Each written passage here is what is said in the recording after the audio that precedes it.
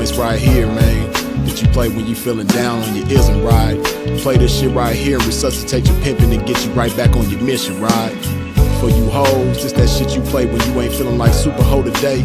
Play this shit right here and spark up your hoeing and get you right back going, you dig? Dig this.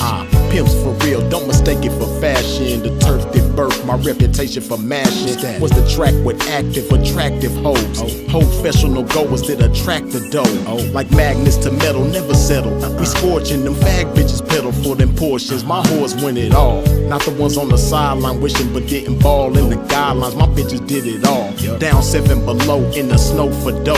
Over 120 in the sun for fun. They mash for hours, hooker baths, not showers. Bright and early, down and dirty for the cash and power. They gotta get the cash, the towers, and reach it all to a pimp. In my position, I'm all but exempt. These bras not wimps, I'm like them renegade bitches. BFFs with tricks but never getting paid riches. Grenade bitches, they dynamite, blowing up on the pimpin' and missing when the time is right. But when they life gets strife, they see pimpin' shining bright, but they action is life without. Bitch, one strike, you out.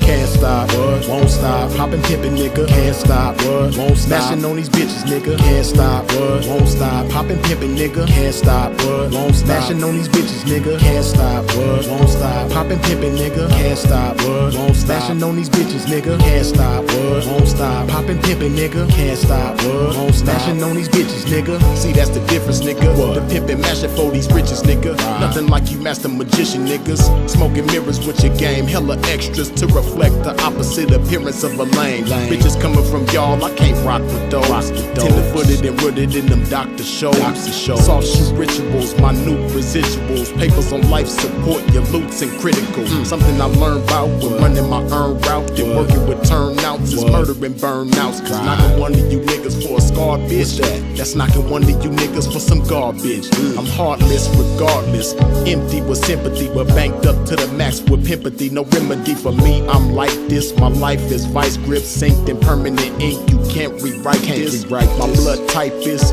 P positive, beautifully deposited with a lot of it. I'm popping this shit, and when I pop it so hard I make a trapping ass bad bitch wanna hoe hard. Can't stop, won't stop. Poppin' pimpin', nigga, can't stop, won't stop. Smashing on these bitches, nigga, can't stop, won't stop. Poppin' pimpin', nigga, can't stop, won't stop. Smashing on these bitches, nigga, can't stop, won't stop. Poppin' pimpin', nigga, can't stop, won't stop. Smashing on these bitches, nigga, can't stop, won't stop. Poppin' pimpin', nigga, can't stop, won't stop. Smashing on these bitches, nigga. Come on, pimpin', man, pop that shit. Show these sucker niggas they can't stop that shit. Let these hookers know if they wanna cop that shit. Treat the bag like it's hot, bitch, and drop that shit. Dig. And to you hoes, if you ever took a loss, bitch, show these bitches how to bounce back like a boss, bitch. Let them know that the best way to floss, bitch, is reach that paper to some pimpin' hoe and toss it. Can't stop, won't stop. Poppin' pimpin', nigga, can't stop, won't stop. Smashing on these bitches, nigga, can't stop, won't stop. Poppin' pimpin', nigga, can't stop, won't stop. Smashing on these bitches, nigga, can't stop, won't stop. Poppin' pimpin', nigga, can't stop, won't stop. Smashing on these bitches, nigga, can't stop, won't stop. Poppin' pimpin', nigga, can't stop, won't stop. Smashing on these bitches, nigga.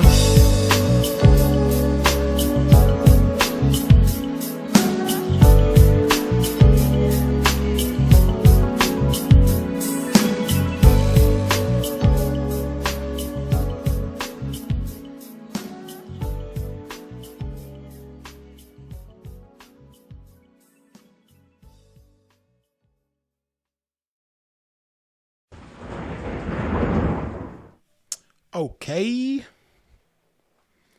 Yeah, man, we right back at it. Y'all already know what to do, man. Wipe your feet off at the door when you step into a pimp's domain. Hit that like button. Yeah, we gonna chop some game, man. Separate game from lame and chop some game. You dig?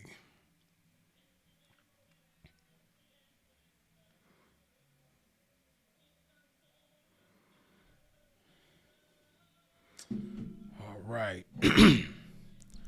Y'all already know a pimp first order of business. I got to hydrate my game, put some love in my body. Hopefully you put some love in your body as well.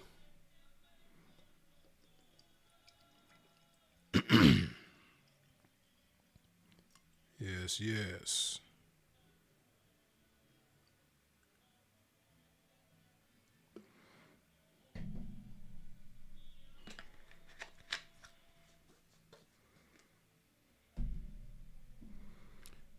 Cheers to the game.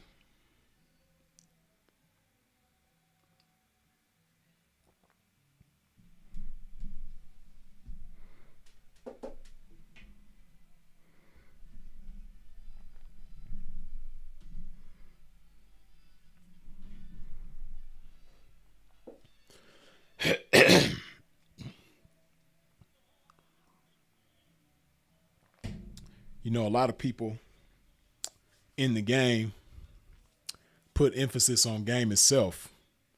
And game is definitely crucial. Game is definitely a vital part of this game, right? You can't really thrive and function accordingly in this game if you don't have game itself, right? But see, the one thing about game is that sometimes game can end up in the wrong hands. It can end up in the hands of people who don't deserve it. And game is simply knowledge, information. And, you know, it's not like the game itself is biased as to who utilizes it, right?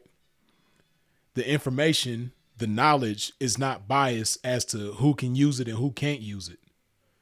Whoever is inclined to soak up the game can soak up the game and utilize it to a certain extent. But see, what doesn't often get talked about and doesn't have very much emphasis put on it is the patron of the game, the person who is utilizing the game. Anybody could receive the game, the information I'm talking about, soak it up and utilize it. But while the game isn't biased as to who utilizes it and who doesn't, the game does favor those who are best suited to utilize the game. And not everybody is best suited to utilize the game. And that's what we're here to talk about today. Because you have a lot of people in the game that believe that the businessman is synonymous with the pimp, or that the businessman can do the same things that a pimp does, or that the businessman can just decide to be a pimp. And there's a very, very distinct difference between the businessman and the pimp. Hydrate my game one more time because we about to go into it.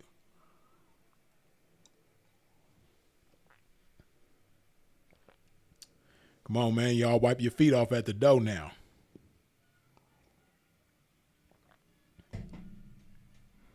I feel like Hassan Campbell right now, man. They playing with my numbers, man. They playing with my numbers. But yeah, man, it's a distinct difference between the businessman and the pimp, man, because see, like I'm talking about the game, right? The information itself. Somebody who is a businessman who has business savvy, who might be an entrepreneur or, you know, might have experience in the corporate world or what have you. Somebody like that could study the game as we know it, the game that comes from pimping and hoeing.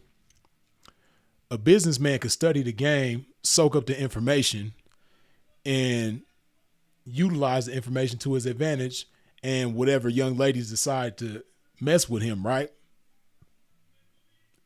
But see,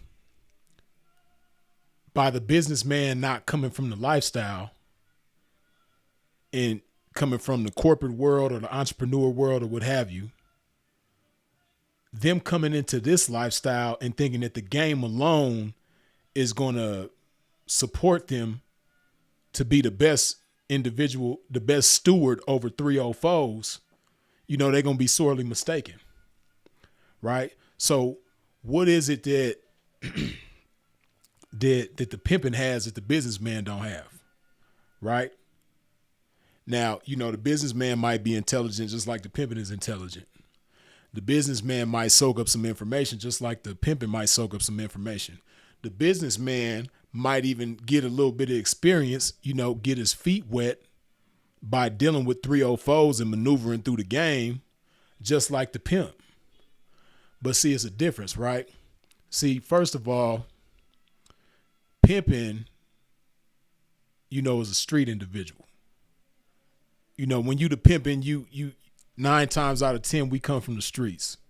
We have some kind of street background, or we come from the ghetto, or something like that. Most of us, right? And we have like a sixth sense for street awareness, right? So that's one thing. And the businessman doesn't necessarily have that, right?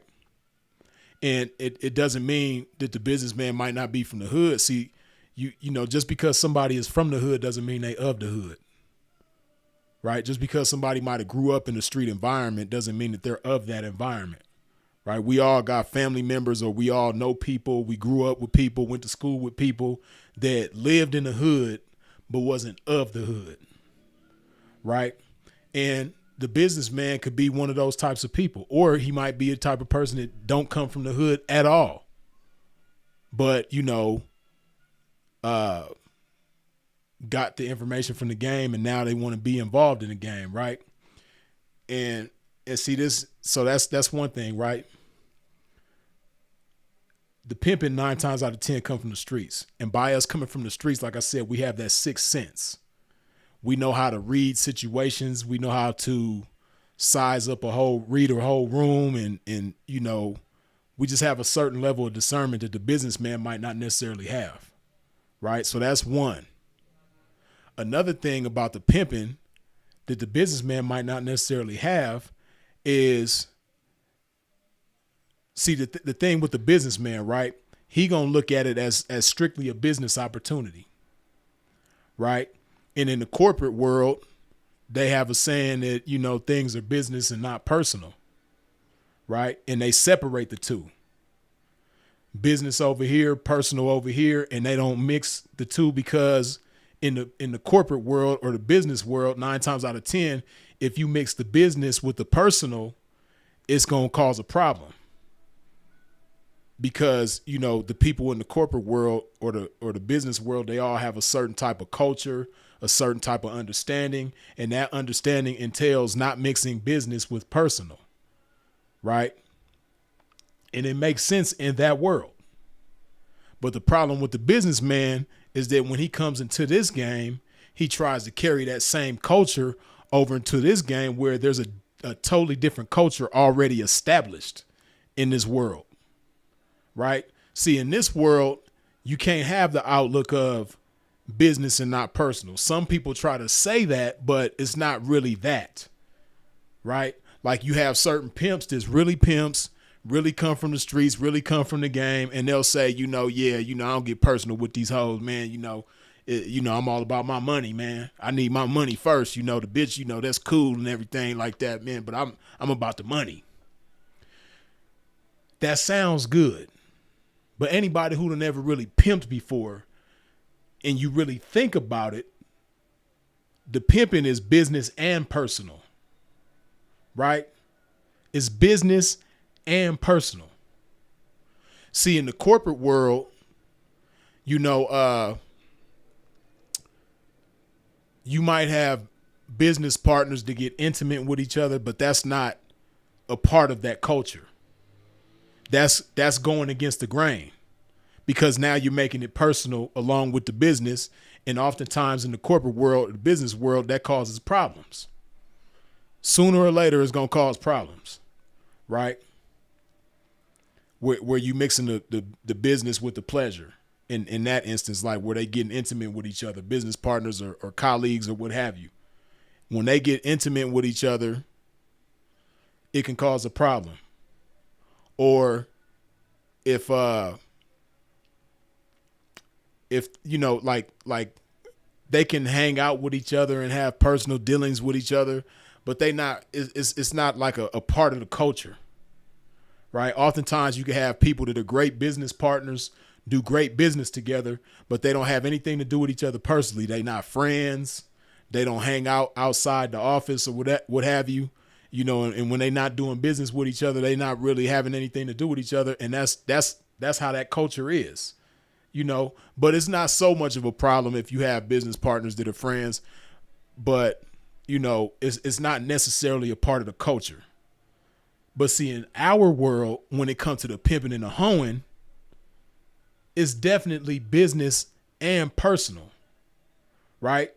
See, and again, I don't give a damn what nobody tell you. Pimping is gonna get intimate with his 304's. That's a part of the game. Now it's not to say that the pimping is going to get intimate with every single 304. I've had plenty of 304's that I didn't get intimate with, right? But on the same token, I got plenty more 304's that I have got intimate with, and that's part of the game, right? Because I'm not a rainbow individual, so I'm not going to get busy with no man. And, I'm not a square, so I'm not going to have a girlfriend or a wife that I'm getting intimate with. And I'm not a player, so I'm not going to have, fuck buddies on the side that, that's all I do with them is that. No, I'm a pimp. And these 304's that I'm conducting business with also just so happen to be my intimate partners, right? So when I want to get intimate with somebody, I'm going to get intimate with my 304's. I'm not about to go to the club and meet some chick and have a one night stand. I'm not about to go get me a girlfriend. I'm not about to go get married. I'm going to get busy with my 304's. That's who I'm going to get intimate with, right? And that's a part of the game. That is a part of our culture, unlike the business world. So again, a problem this often going to be met with a businessman trying to come into this game is, they not going to really know how to deal with the personal side of the culture along with the business. Right. And then see, the businessman is ultimately a square, right?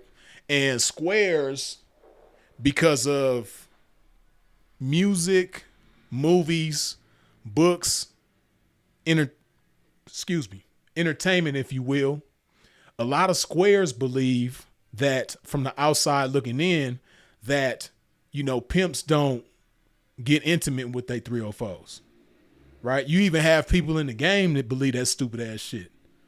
You got people in the game that believe that a pimp ain't supposed to get intimate with his 304's. And that's crazy, right?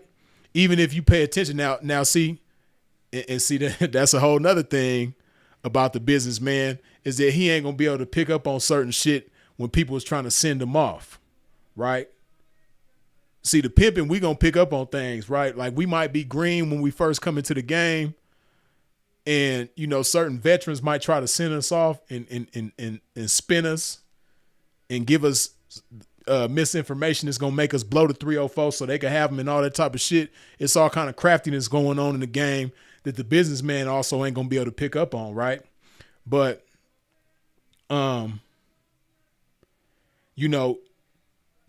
you got businessmen that come into the game thinking shit like that, right? And they don't have the discernment because this is a pimp, right? Like me with my pimp mind. Now, I never had nobody try to spin me in that particular type of way when I was fresh in the game. But let's just say I'm fresh in the game, right? And I got a veteran mentor or several veteran mentors that say, you ain't supposed to fuck them hoes, man. You don't need to be running up in them hoes, man. You don't need to be jumping up and down on a bitch every chance you get, man.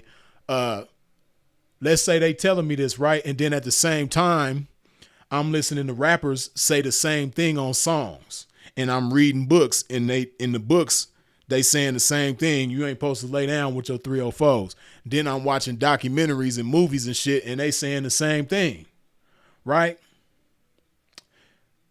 Me with my pimp mind, even though it's a fledgling pimp mind because I'm fresh in the game, I still have a pimp mind. It's just an underdeveloped pimp mind, but it's still a pimp mind, right? And me with my underdeveloped pimp mind, I'm going to be thinking to myself like, damn, all these pimps are saying I ain't supposed to lay down with my 304's, but they all got babies by hoes. Some of them got 7, 8, 9, 10 baby mamas, all of them 304's. So, okay, I get it. They trying to get me to not lay down with my 304's so that my 304's will get disgruntled with my pimping. And then if I'm not getting intimate with them, they going to think I'm getting intimate with somebody other than them, which is going to cause a rift. They going to get mad. They going to blow. And then these dudes that's been telling me this whole time not to lay down with my 304's, next thing you know, they going to be giving me the phone call and they going to have the 304. And guess what they going to be doing with the 304? They going to be bending them just like they sending them. Right? So, like I said, I'm going to be able to figure that out even with my underdeveloped pimp mind because I still have a pimp mind. The businessman, on the other hand, he gonna fall for that shit. He not gonna be able to pick up on that shit because he don't have a pimp mind. He just coming into the game and then he thinking because he done soaked up some information that he gonna be able to maneuver in this game just based on the information alone. But I want y'all to pay attention and understand throughout everything that I'm saying is that game alone is not gonna carry you through this game properly. You're going to need more than just some game to carry you through this game. Right? Because like I said, the game itself, the knowledge, the information is not biased as to who utilizes it and who soaks it up. The game will allow anybody to pick it up and use it. But at the same time, the game favors people who are meant for the game. Right? Like you take me, a real pimp, and you take this businessman, and we can have all the same exact information. Right? The information is going to allow him to soak it up just like it's going to allow me to soak it up. But the game is going to function a whole lot better in me because I'm more compatible with the game. Right? It's just like you could take a 454 motor and put it in a Honda Civic, or you could take a 454 motor and put it in a Chevelle. It might function a little bit with that Honda Civic. You might be able to start it up and make it go, but the Honda Civic ain't gonna be able to handle all that motor. Whereas the Chevelle, because it's just more fit for the Chevelle, it's more compatible with the Chevelle, it's gonna do everything to its fullest potential with the Chevelle, right? So that's really what it is, man. It's like the businessman, yeah, you can put the game inside him, but it's gonna be like putting that 454 motor inside a Honda Civic. It just, yeah, he might be able to go from point A to point B and do some things, but when it comes to high performance, he ain't going to be able to cut it. Right? And so with all this being said, right, let's talk about some of the dreams that the pimping sells versus some of the dreams that these businessmen be selling. But first, if you ain't wiped your feet off at the door when you step to a pimp's domain, please do so now. And it's looking like, man, 1 out of 3 of y'all ain't wiped your feet off at the door so far, man. That means 2 out of 3 need to wipe their feet off at the door. You dig?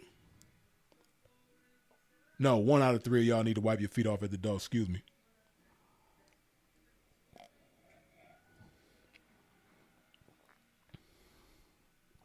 No, 1 out of 3 of y'all have. 2 out of 3 of y'all haven't. So 2 out of 3 of y'all need to wipe your feet off at the door, stepping into a pimp's domain.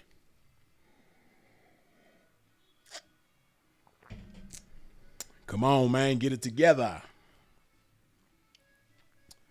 All right, so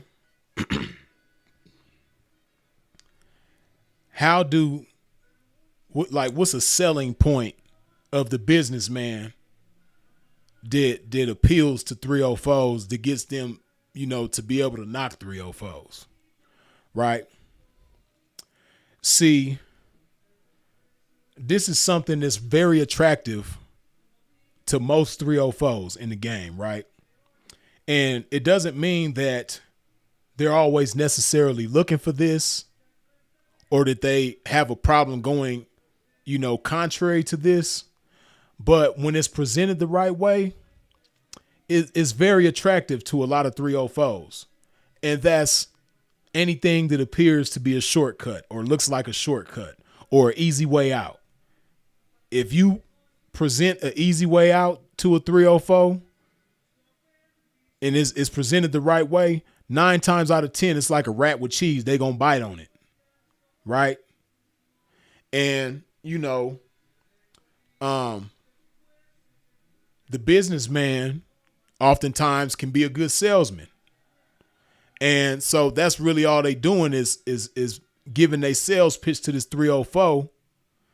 And the sales pitch often comes in with the appearance of an easy way out, the appearance of a shortcut.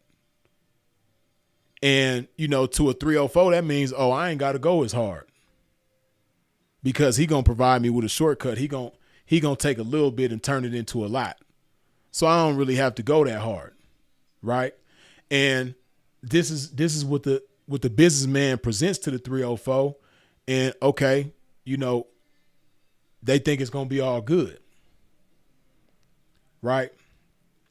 So what do some of these shortcuts look like? What do some of these easy ways out look like? I'm gonna take your money and I'm gonna buy some Bitcoin and we're gonna turn the Bitcoin into this and do this and do that. Or, we're gonna take your money and invest it here and do this and that. Or, we're gonna take your money and start this business and this and that. Right? And they know all the lingo. And, as I've said before, in the land of the blind, the one-eyed man is king. So if this 304 is completely blind to the business world, anything will sound good because she's ignorant. She doesn't even know what to listen for, what to look for, and what's good and what's bad, or what's real and what's bullshit. She can't separate game from lame in the business world because she has no knowledge of it. She has no experience in it. So anything can sound good to her, right? And, what the 304 might not be able to do is discern whether or not this person really truly knows what they're talking about. Because this is a thing too, right? This within these different kinds of quote unquote businessmen, you have a lot of guys just like with this game, right? Watch this. When it comes to the game, it's a lot of people that have studied me, have studied Sinful to P, have studied Andre Taylor, and just have studied the culture in the game profusely, religiously on the internet for years, right? But don't have a pimp bone in their body. Now, if you don't have a pimp bone in your body and ain't trying to and not trying to portray yourself as that, if you just a square that likes to utilize this game, because as we say and as we know, this game has universal application. It's like a universal remote. You could point this game at anything and control it. You know what I mean? You could point this game at a TV. You could point this game at a stereo. You could point this game at a music player or whatever. And the game is going to be able to control that shit on the same token. This game, you could point it at this person. You could point it at that person. You could point it at that person, and you can have your way. You can master situations and people with this game, right? So you don't have to be a pimp to utilize this game. And a lot of you squares know that. So, I'm not talking about y'all. I'm talking about the people that might try to portray themselves and proclaim themselves to be pimps, but ain't done no pimping and ain't got no pimping with them. They just study the game. And because they study the game, they talk a great one. They talk like the pimping, walk like the pimping, act like the pimping, and are very convincing to those who don't know any better. The people who don't know no better, they might listen to this person and see them and see how they move and their mannerisms and all that shit and be like, damn, this person got to be a pimp. not knowing that he ain't got a pimp bone in his body. He just been studying the game for a long time. Right? So on the same token, you have a lot of these business dudes like that.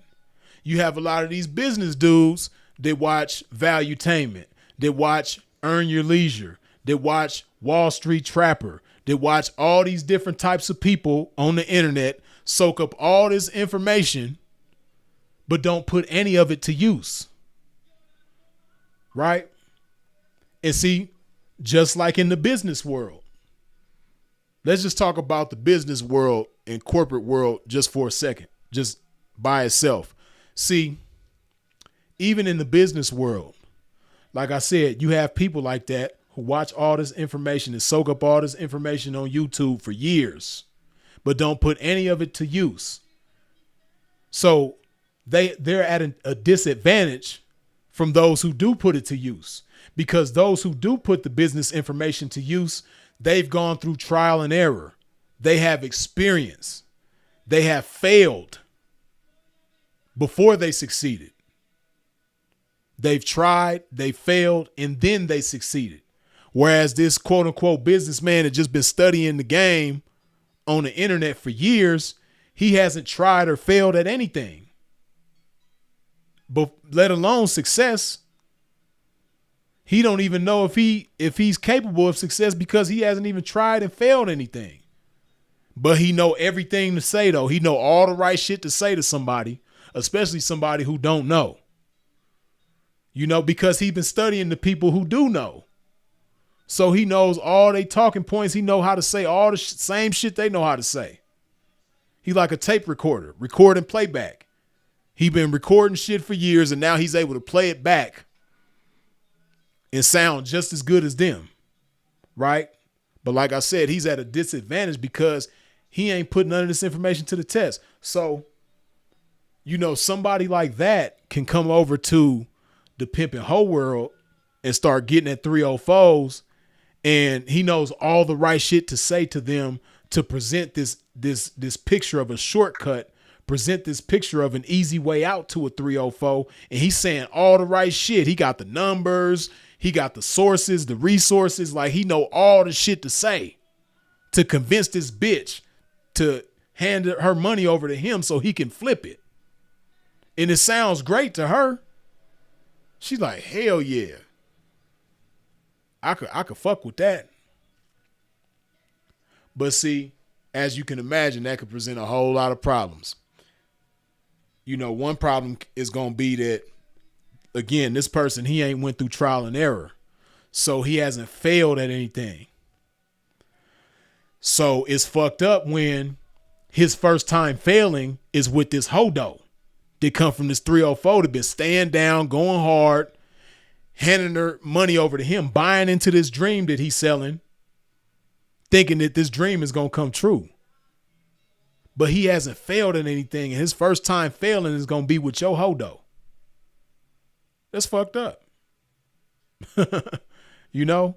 And then on top of that, while he may have all this business savvy, and he may have even been studying the game and got a little bit of information, by him not being a part of the culture, he can't really effectively and efficiently lead you as a 304 and amplify your 304ing.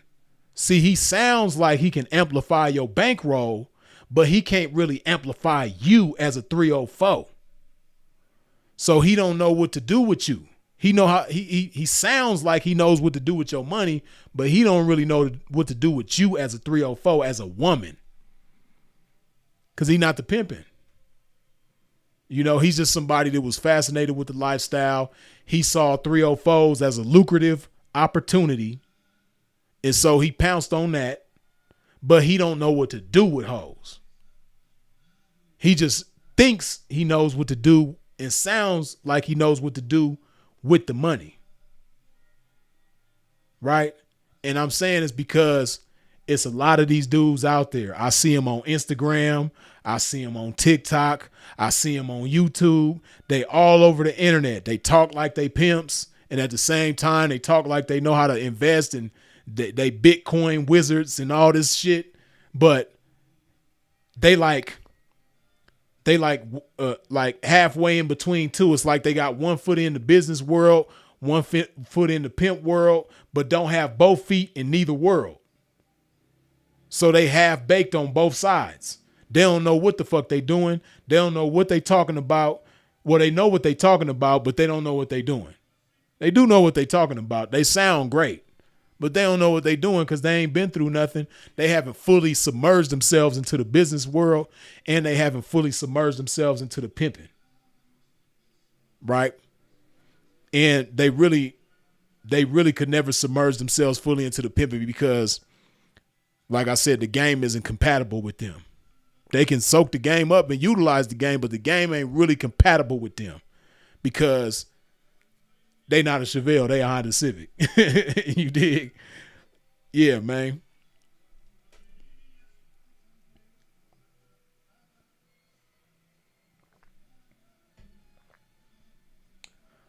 So,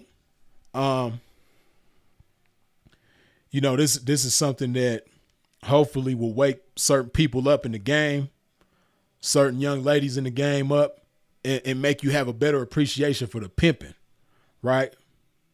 So, see, what is it about the pimping that makes the pimping a better fit for a 304 than just this businessman? See, first of all, like I said, the pimping come from the streets, from the game. So the pimping has a certain edge to him that the businessman ain't gonna have. See, one thing about most businessmen, the businessman is a square at heart. So because he's a square at heart, 9 times out of 10, he don't have no ice water in his veins. See, the pimping, we got ice water in our veins. We can be cold-hearted when necessary because in this game, you're going to have to be cold-hearted at times. You ain't got to be cold-hearted all the time with everything, but you're going to have to be able to be cold-hearted when it's time. When it's time to be cold-hearted, you better be cold-hearted right now. And the businessman don't have that switch. He can't just, bitch. The businessman don't have that about him, right? So when this 304 need to be checked, he not gonna stand and deliver. See, the pimping is gonna stand and deliver, and it don't even always have to be with violence. But the pimping just has a certain presence about himself, a certain aura that let a bitch know he ain't playing, and you gonna respect me, right? It's that daddy effect. See, the businessman don't have that daddy effect. You know how when some kids being bad and shit, they got in trouble at school or something, and then they daddy walk in the house and they straighten up. Oh shit, I know we about to get it, right? He don't even have to do nothing, and in some cases don't even have to say nothing.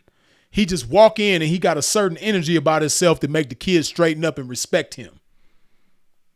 On the same token, that's how it is with the pimping. The pimping just has a certain energy about himself that when he come around, the 304, she just automatically is going to respect him. But see, one thing about the 304 too, like I said, when they see the pimping, they going to try the pimping too, but they going to find out real quick that you can't play with the pimping. You have no choice but to respect the pimping, right? Because the pimping know how to hurt you without even touching your ass, right? Because he's the pimping. The pimping know how to hurt a bitch without even laying a finger on her.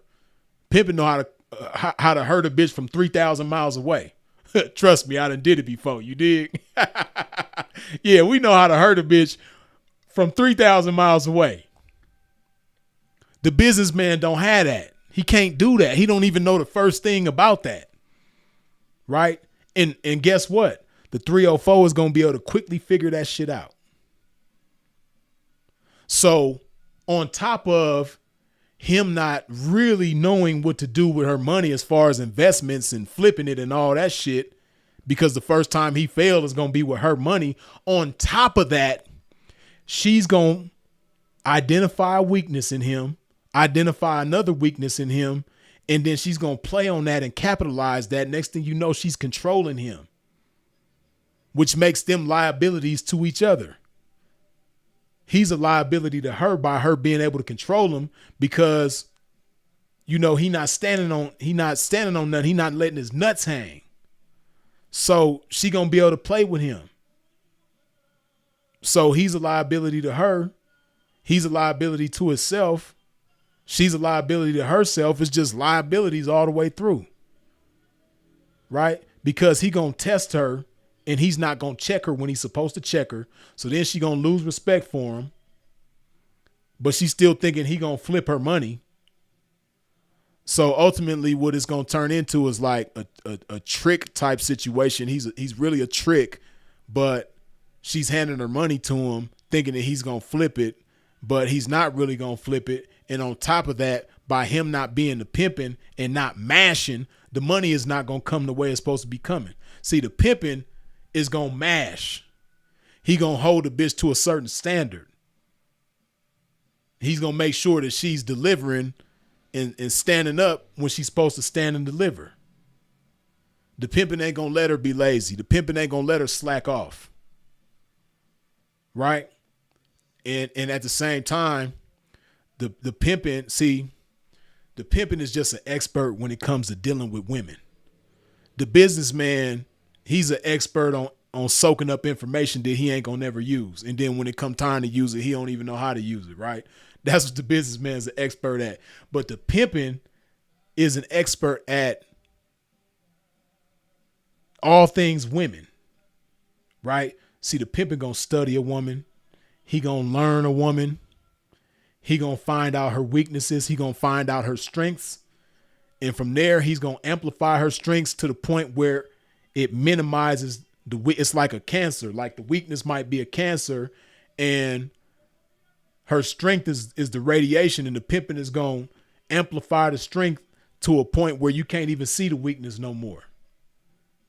See, a lot of times what the businessman might do, he might be able to identify certain strengths and weaknesses in a bitch, but he going to put so much emphasis on trying to correct the weakness and trying to fix the weakness that he going to lose sight of the strength. Whereas the pimping, on the other hand, we going to focus on the strength so much and build the strength so much and put so much energy into the strength that the weakness is going to die off because all the energy is inside the strength, not the weakness.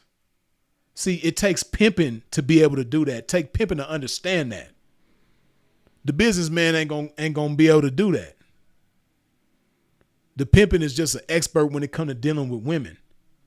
And see, like I said, the businessman, he coming into it looking at these 304's as a lucrative opportunity. So he might not even really like 304's.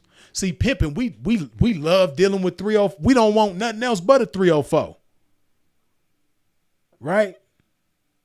You know, this low down dirty bitch that the world is looking at like a low down dirty bitch. Yeah, that's my hoe though. That's my woman.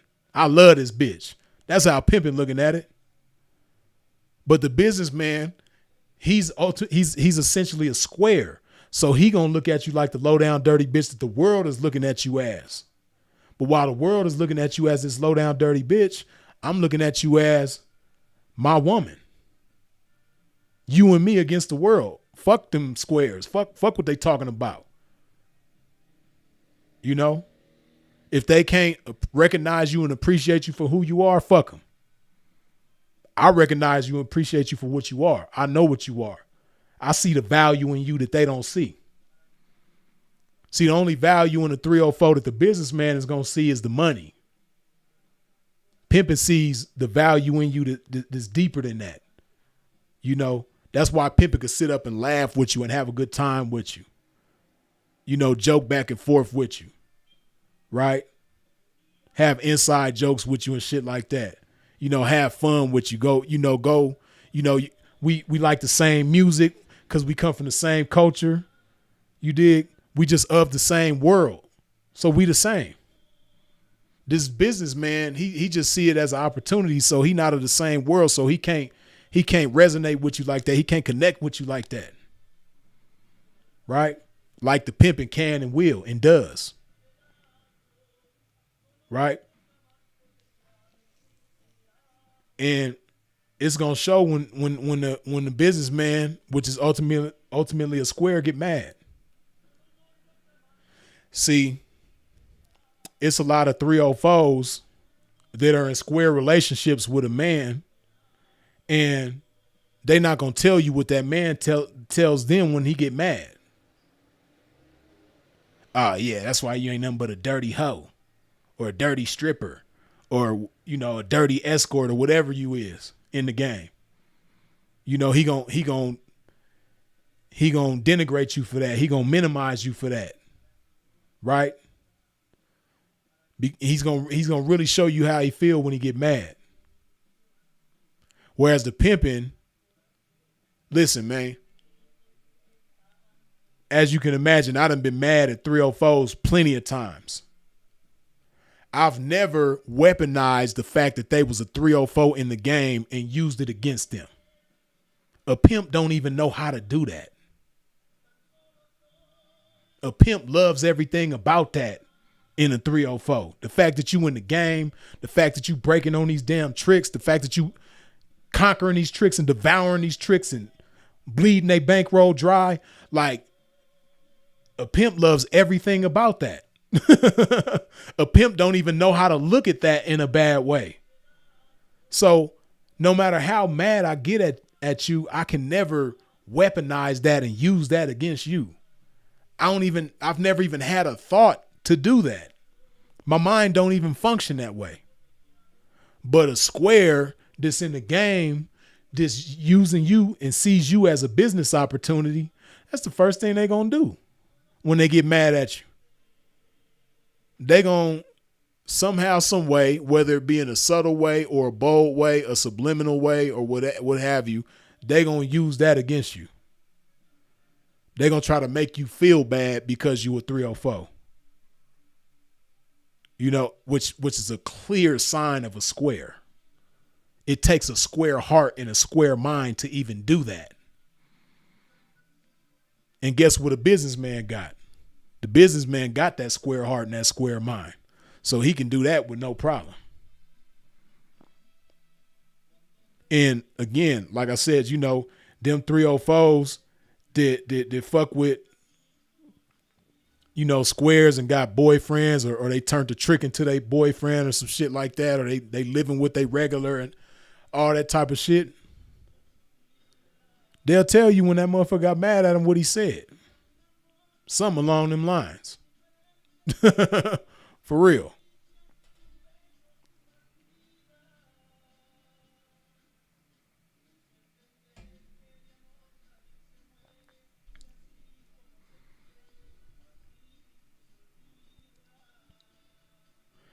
Come on, man. It's 124 y'all up in here, but only 87 of y'all done wiped your feet off at the door when you stepped into a pimp's domain. Come on, man. Put some respect on the game. You dig? We shout out these supers one time.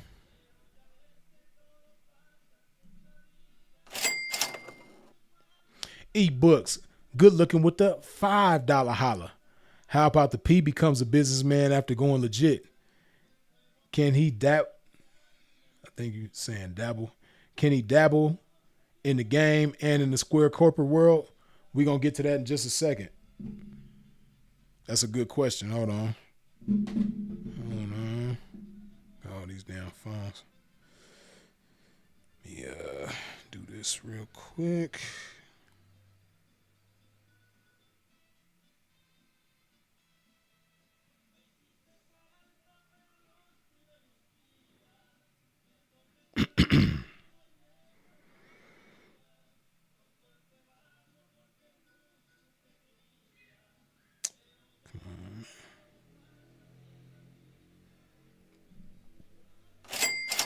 Brother Bill, good looking with the $2 holla.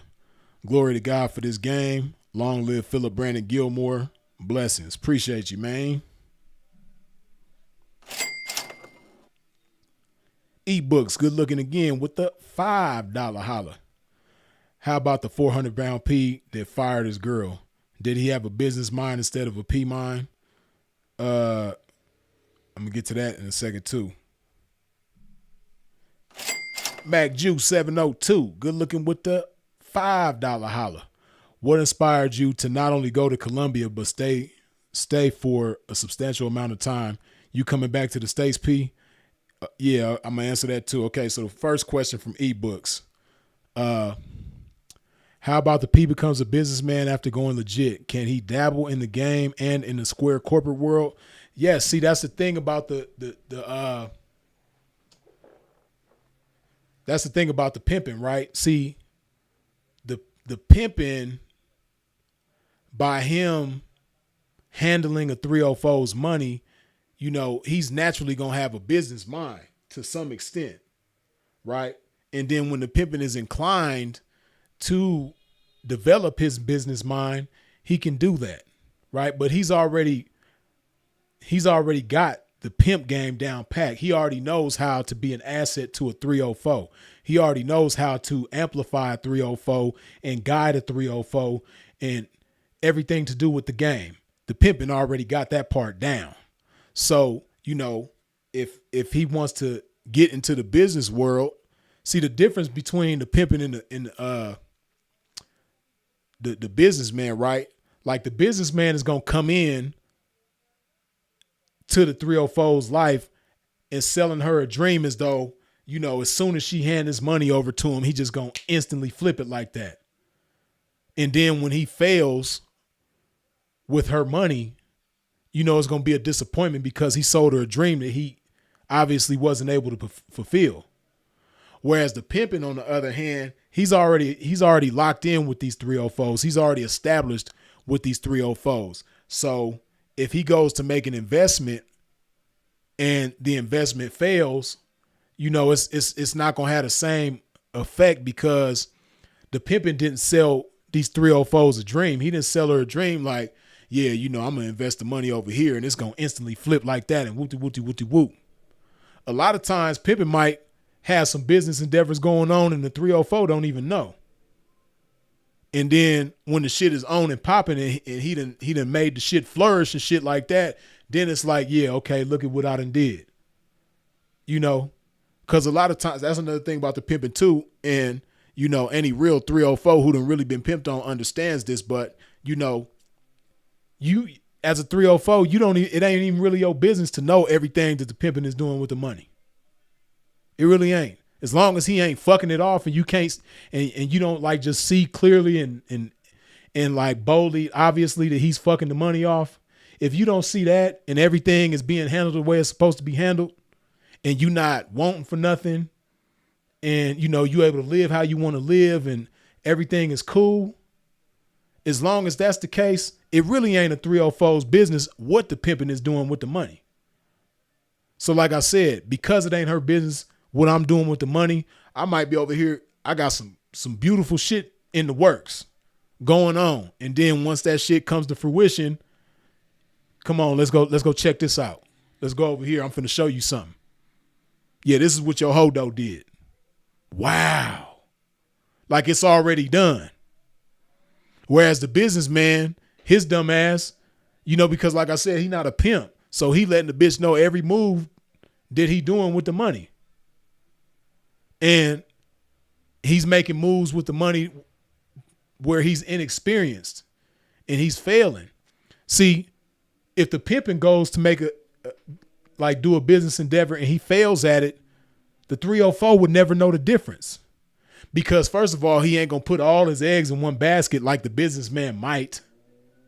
The pimping ain't going to put all his eggs in one basket. So the pimping is going to make investments in a way that if the investment flops, you know, he ain't going to really feel it. And them 304's definitely ain't going to feel it because, again, it's none of their business what the pimping is doing with the money.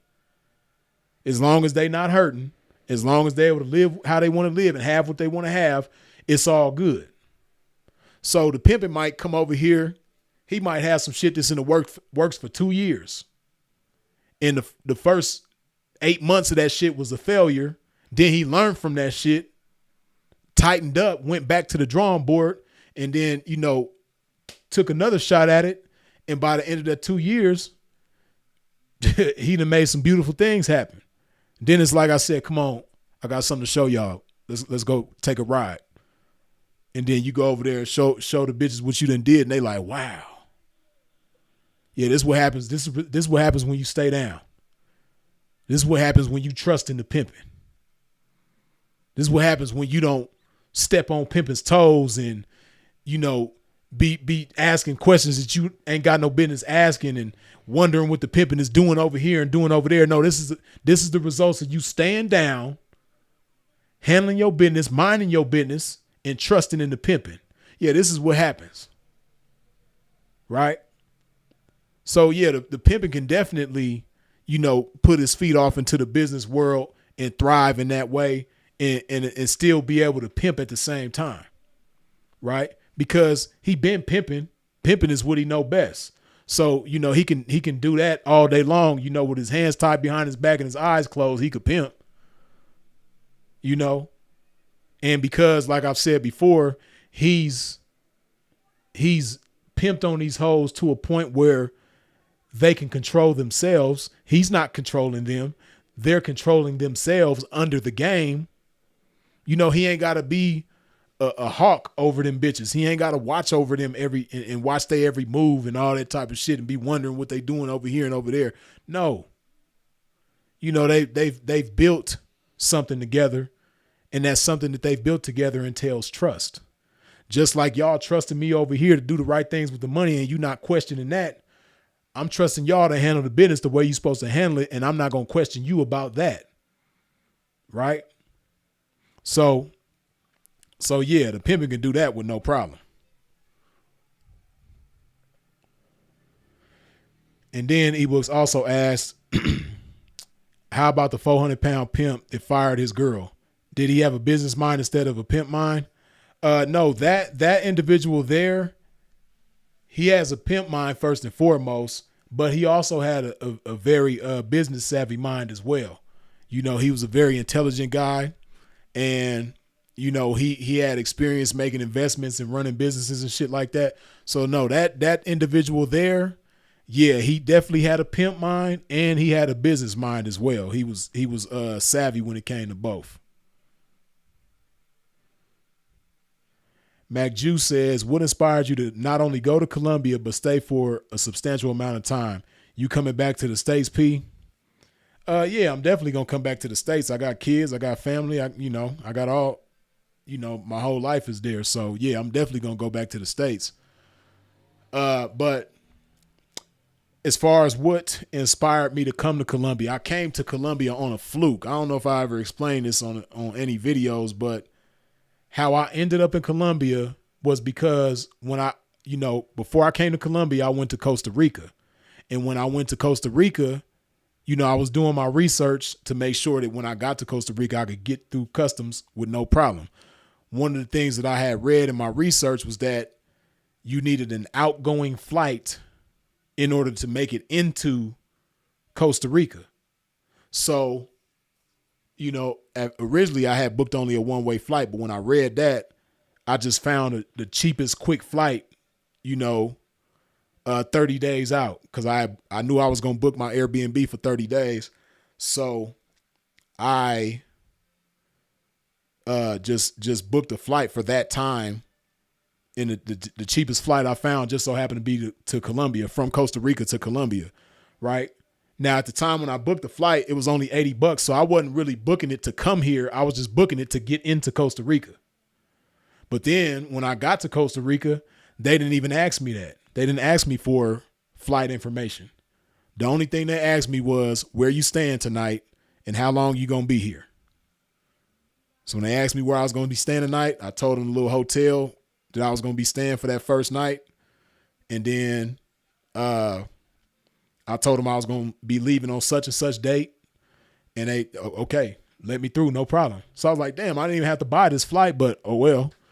So, you know, as time went on, I was loving Costa Rica too. But as the time came closer to the flight, I'm like, shit, I ain't never been to Colombia. I might as well go. So that's how I ended up here.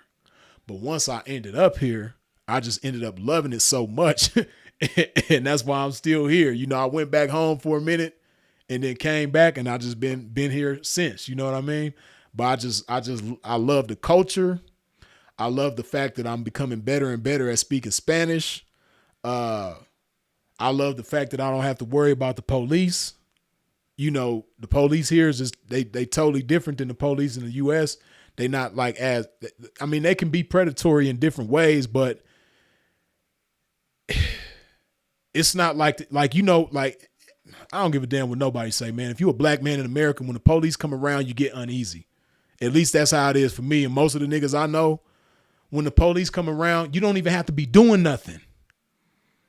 You just get uneasy because you know they will turn nothing into something, and their whole objective is to put you in jail. You ain't even did shit.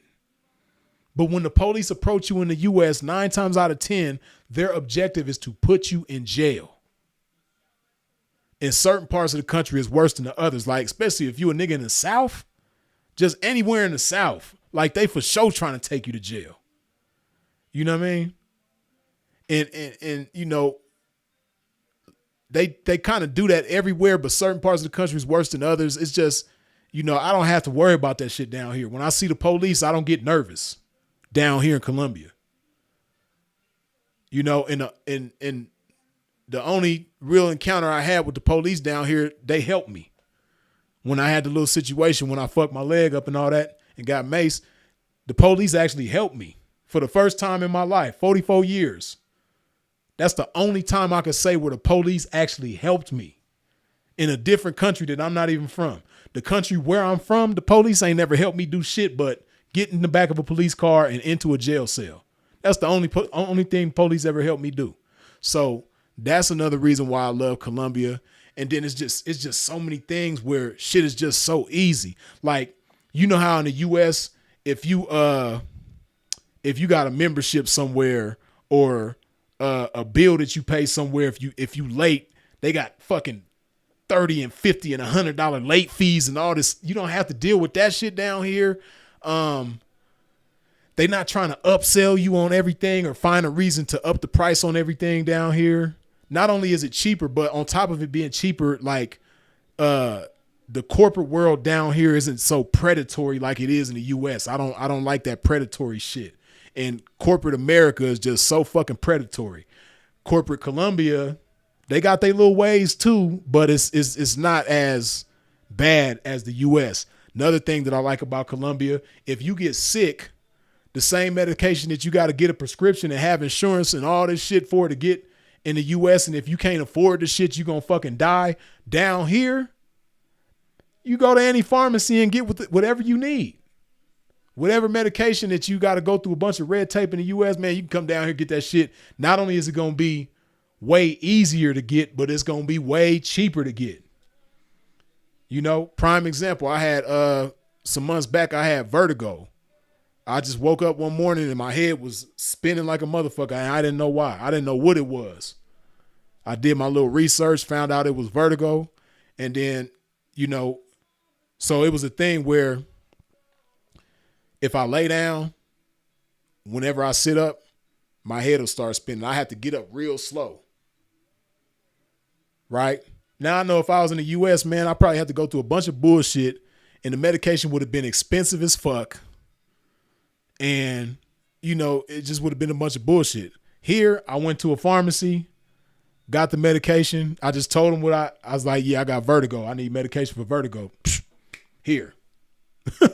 You know what I mean? I think would I pay I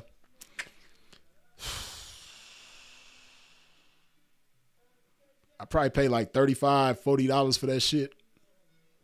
And by the time I didn't even finish the bottle of it, you know what I mean? I used probably like half of that shit and that vertigo shit went away and I ain't had that problem ever since. That's the only time in my life I ever had that issue. And I haven't had it since. It's just stuff like that. It's just smooth down here, man. You know, a lot of people think that, you know, guys from America, the only reason they come to Colombia is to do some damn tricking. And it's like, no, it's like when you come down here and you actually move around and you see how it is to live down here, it's just so like, yeah, bitches, that's cool. But it's like, it's so much more to Colombia. It's beautiful. It's green and trees everywhere. And it's like, it's tropical. It's biodiverse, all kind of animals and shit. Is the food, the quality of the food is just a million times better. You know what I mean? But I'm gonna slow down because I'll be all. This video will turn into a damn Columbia. Why I love Columbia so much video, and I'm trying to stick to the game. You know what I mean? But yeah, ultimately, man, those are just some of the reasons why I've been here so long. You know, the food especially. The food is just so like they got so many different fruits down here that you ain't gonna never see in the U.S. And then the same fruits that you see in the U.S. are just better quality down here. The same meat, everything is just better quality down here. The fish, everything is just better down here. You know what I mean? They not pumping all them hormones and shit in your meat. They not putting all them pesticides and insecticides and all them different sides. They not spraying that shit on your food. It's just, man, it's just, man. Like I said, I go on and on, but I'm gonna stop right there, man. But yeah, that's just some of the reasons why I'm still in Columbia. But I'm definitely going to come back. I'm actually going to be going back to the States pretty soon.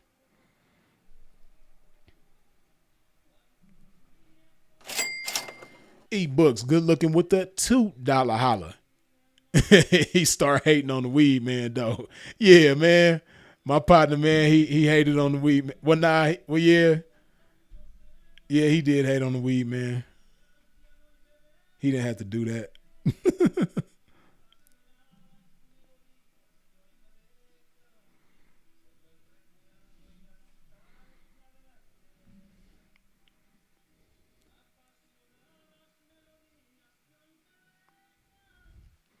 Worldwide Chris says, we're easy around the police in Colombia because they don't do anything.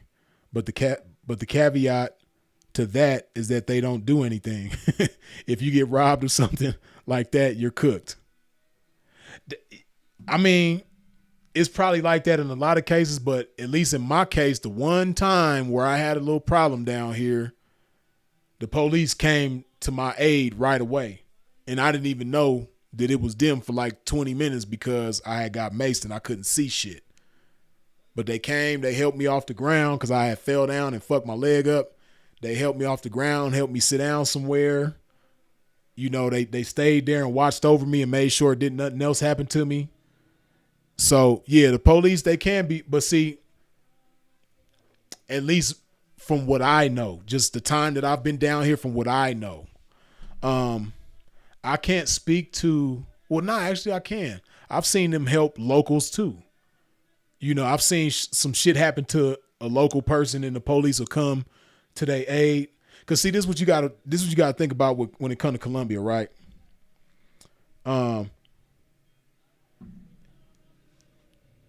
They're very like unified down here. They're very like family oriented and helpful and accommodating and all that shit, right? So like if something happened to somebody in the street, like one time I was walking down the street and I seen this dude, he got hit by a car and fell off his motorcycle. Man, the whole neighborhood ran over there to help him. Didn't nobody pull their phone out. That's another thing people do not do here. When some shit happens outside, motherfuckers do not pull their phone out to record. Nobody does that. If you see somebody doing that, 9 times out of 10, they're a foreigner. They're not from here. But the Colombian people, they don't pull their phone out. Like when some shit happened to somebody, man, like that dude fell off his bike, the whole neighborhood, like 50 people, 100 people, they all ran over there to one, like you got a group of people over here helping him get off the ground. You got another group of people over here picking his motorcycle up. You know, you got somebody else over here calling the ambulance. Like they just real helpful. So, you know, the police, before they're police, they're Colombians. So it's just in their nature to help somebody if they see somebody in distress. Right. So like I said, I've seen them help people in distress. They helped me when I was in distress. But now as far as like after the fact, like let's say you get robbed and then you see the police even 1 minute later and you be like, yeah, somebody just robbed me. He went that way. They probably gonna be like, okay. You know what I mean? In that case, they probably not gonna give a damn. But if they see something happening to you, or if they see you like in distress, they gonna come help you. You know what I mean? Like in my case, They just so happened to be right there when the shit happened, and they helped me because they seen me in distress. Now, if I'd have came back to them like an hour later and been like, yeah, somebody did this to me and gave them a description and all that shit, they probably gonna be like, nigga, brush that shit off, man. You good. You know what I mean? Not saying that I would do that anyway, because I don't know how to help the police do their job, even in a foreign country. But I'm just saying hypothetically, if somebody would happen to me, if after the fact they was to go to the police and be like, hey, this happened to me, whoop, they probably not gonna take no police report or do none of that shit, or try to find out where the person is at and try to catch them and all. They not finna do all that, right? So yeah, and like I said, speaking of them just being so helpful and like accommodating, that's another thing I love about Colombia. When some shit happen, everybody is not pulling out their phone to record it. It's a lot of shit that goes on down here that ain't never been recorded because people don't pull their phones out. Right. And I like that. I like the fact that they are going to put a person's well-being over clout. See, in the U.S. it's the other way around. They're going to put the clout over your well-being. You might get shot, you laying on the ground bleeding to death, and a motherfucker like this trying to get the best angle and all that stupid ass shit. Ain't nobody called 911. You about to die. You got a bullet in your ass, and they trying to record you. Here in Colombia, a motherfucker gonna scoop you up off the ground. They might even take you to the hospital themselves if the ambulance don't get there fast enough. It's just different down here. So, yeah, I appreciate that.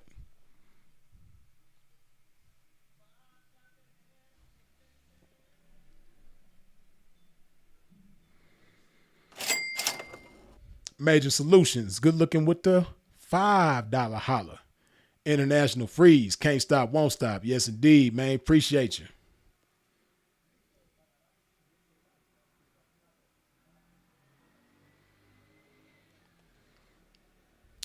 Game Oriented says most countries try to protect and serve with law enforcement.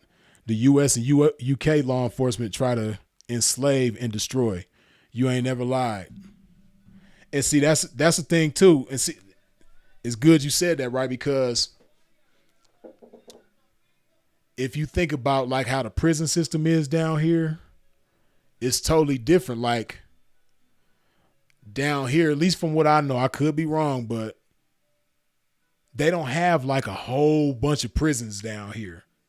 And they don't have like, as far as I know, that I don't think they got like mass incarceration like the US and other countries similar to the US. Like the prison system is not a big part of their economy down here. I don't think. I could be wrong, but I don't think the prison system is like, a big part of their economy. So because of that, they're not so eager to arrest people for nothing. See, people be thinking that in the United States, the prison system got to do with justice. And that's why so many people are locked up, because so much justice is being served. No, it's so much money being made. It's so much business being conducted. That's why so many people are locked up. It's not because they just such heinous criminals that they just can't be on the streets. No. It ain't got nothing to do with that. It got everything to do with the bottom line, which is the dollar, the almighty dollar. That's why you got so many people locked up in the U.S., and working for shit. I had a job when I was in prison. The first few months of the job, I wasn't making no money. And then when I did start making money, I was making 18 cents an hour. And then off of that 18 cents an hour, because I owed restitution, which was some bullshit, but I owed restitution. So out of that $18 an hour, they was taking, I think, 44%, something like that. So out of that $18 an hour, I probably was only seeing like 11 or 12 cents of it, which is fucking nothing. Right. And, it's probably different now. I don't know. But back when I was in prison, at least in California, the highest paying job that you could have in prison was 95 cents an hour. It was working either in the dairy or in the warehouse. They had warehouse jobs and they had dairy jobs. And both of them jobs was the highest paying jobs. You make 95 cents an hour. They had a lot of jobs, though, where you only making 30 cents an hour. In my case, 18 cents an hour. Some jobs pay 50 cents an hour. But all these jobs, you got grown-ass men working full-time, busting their ass, doing hard labor to make 95 cents an hour. And then, like I said, if you like me and you owe restitution, shit, off of that 95 cents an hour, you only going to see just over half of that.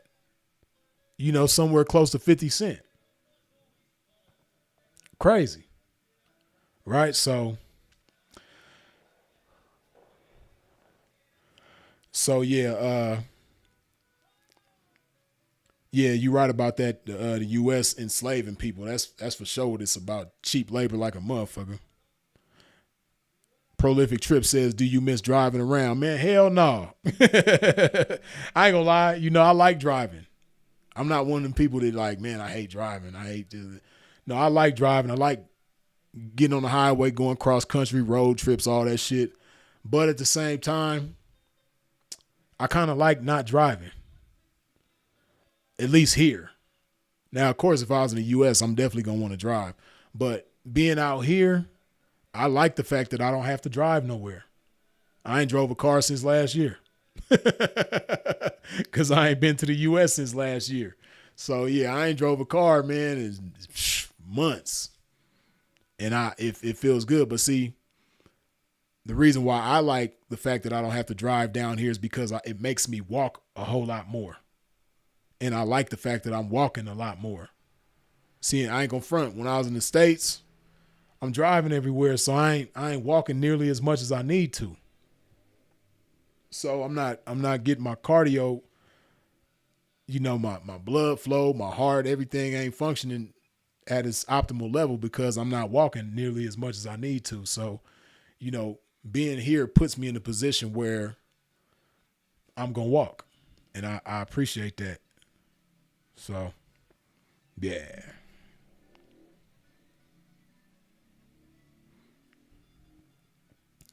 Well, right, Chris says, Freeze, I don't know if you knew this, but we can go to Venezuela now. You should try Caracas. We need to see the Pimp live from Venezuela. Yeah, and I remember when they opened it up not too long ago, but I have been thinking about checking out Venezuela. I have. You know, I might go over there and check it out for like a week just to see what it's like. It might be cool over there now. You know, but see, I know that's the thing though. That poverty is real bad over there. They got real bad, real deal poverty. I don't know how much it has changed since they removed Maduro from over there. I don't know if it's gotten any better. Hopefully it has in some kind of way. But man, I know while Maduro was there, man, they had real poverty over there. Ebook says, ain't that shit a war zone though? See, this is the thing, man. And I kind of learned this young, but you know, it was reaffirmed to me when I came to Colombia. Man, everywhere you can go, they say it's dangerous. Oh, don't go over there. It's dangerous. Man, the motherfucker saying somewhere it's dangerous is the people that's not going over there. Like the people who tell you Colombia is like dangerous, don't come to Colombia. That's the people who don't even come here. Because when you come here and you get to moving around, you see that it's not nearly like what people say. That's just like they say, like in Medellin, right? I'm in Bogota right now. But, you know, I spent a whole bunch of time in Medellin. And in Medellin, if you listen to YouTube, right, I'm gonna give you a different perspective as somebody who's actually here in Colombia while they talking all this shit on social media. Now, on the internet, you have a lot of people who get on YouTube, get on Instagram, all these different TikTok, all these different platforms, right? You have people from the US that are here. And they like, oh man, they trying to run us off, man. They don't want no foreigners here, man. The locals is turning against the gringos and they don't want us here. And they being like this towards us and being like that towards us. Man, that's a bunch of bullshit.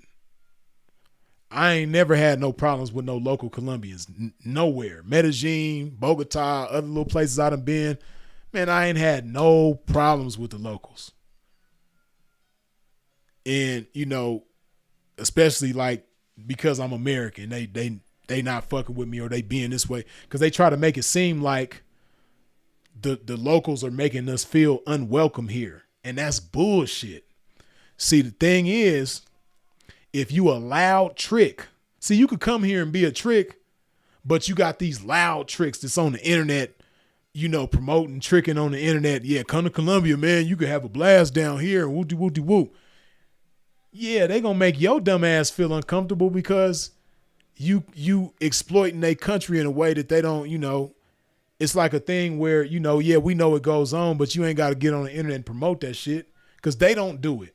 Colombians don't do that shit. Colombians are not on the internet, encouraging people to come down here and get their trick on. They're not doing that. So it's kind of like you got to respect the land. And they feel like you disrespecting their land if you getting on the internet promoting that, like the quote unquote passport bros type of energy. Right? Yeah, they going to make you feel unwelcome if you one of those types of people, or I've heard different stories about guys, having problems with their landlords because they bringing girls back and forth and all that type of shit. Yeah, if you doing that and you loud with it, then I can see how they would make you feel uncomfortable being here or make you feel unwelcomed. But I say all that to say, like, listen, man, I've been here almost 6 months. Or 5 months. I've been here about 5 months straight.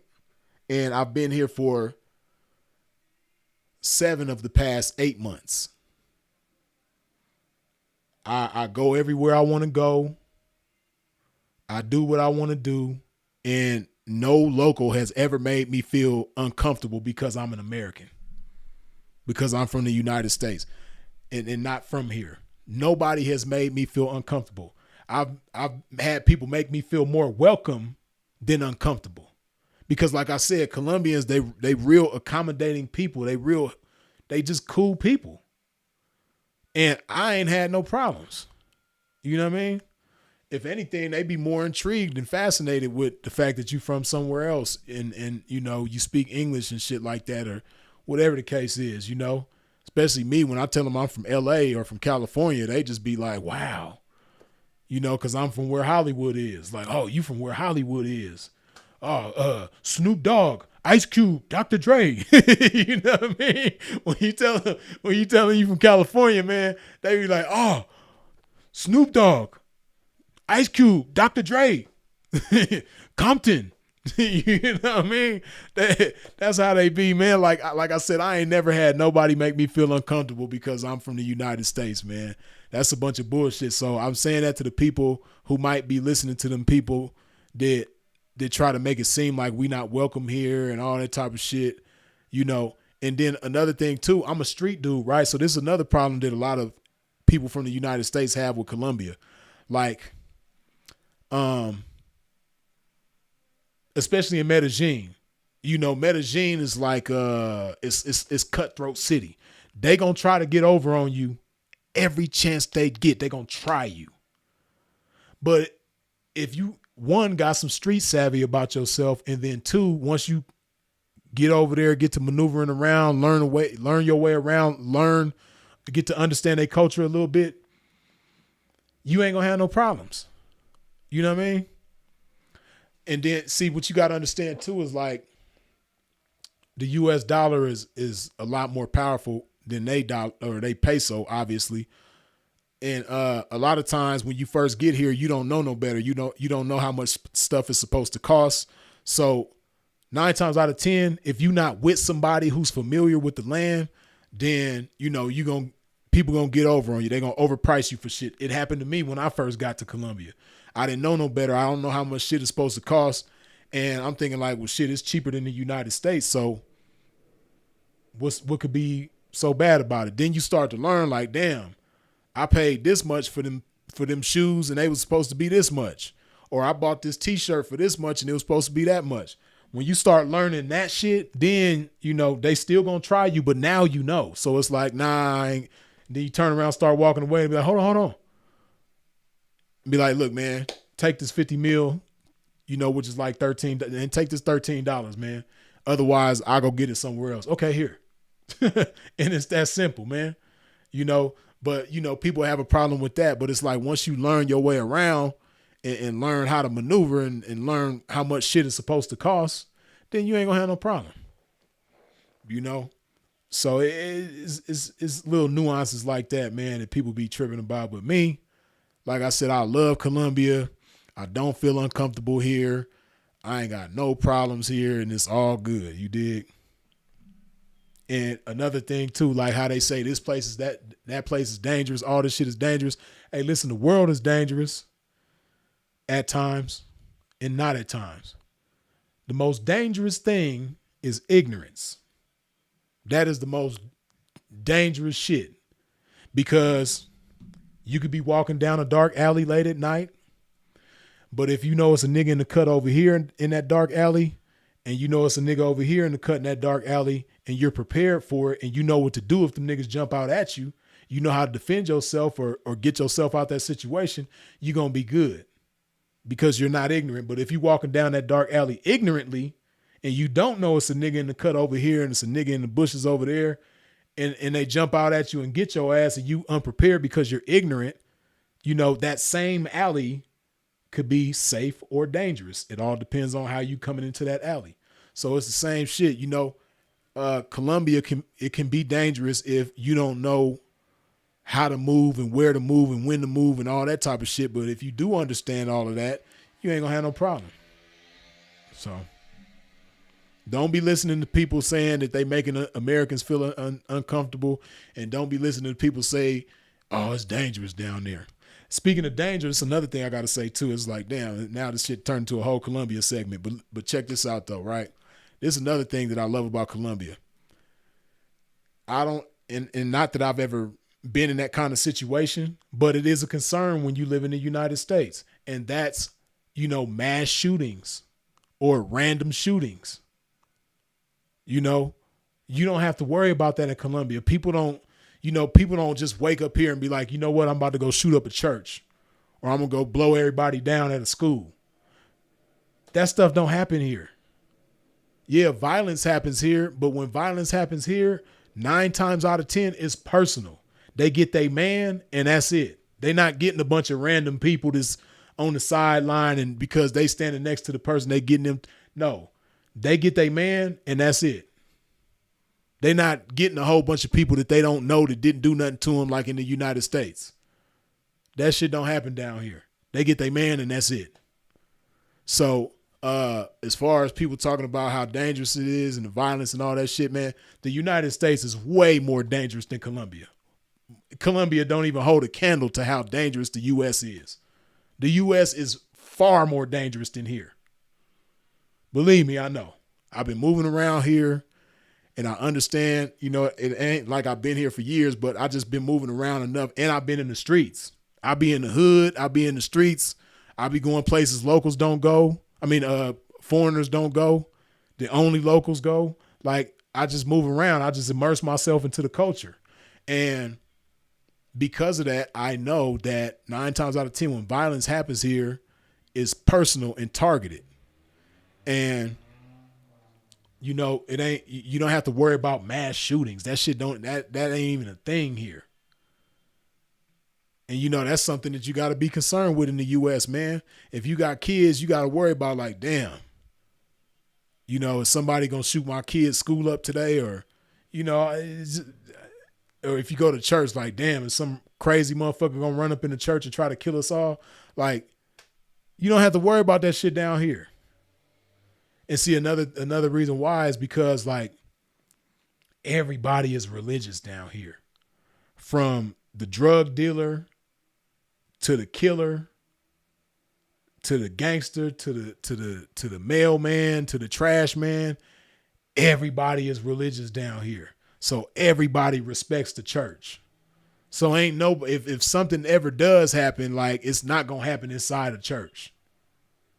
You know, you got some people that take their shoes off before they even go into the church. Some people don't even walk in the church with their shoes on. That's how much respect they got for the church. So yeah, you know, if some shit happened down here, the last place it's gonna happen is the church. You ain't gotta worry about nobody running up in somewhere trying to bomb the place. Like that shit just don't happen. Well, this is the only random violence that I've heard about down here. I gotta keep it real. It's the only random violence I heard about. Let me hydrate my game real quick.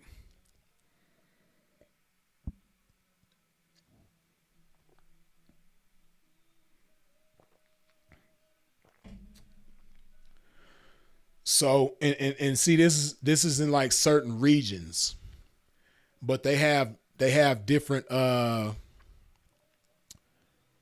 they call them paramilitary groups. Like one of them is called the FARC, FARC, and then they got some other ones that I can't remember the names of them, right? But like the FARC is like one of the main ones. And the FARC, they were bombing some buses going along certain routes near Cali. I seen that shit on the news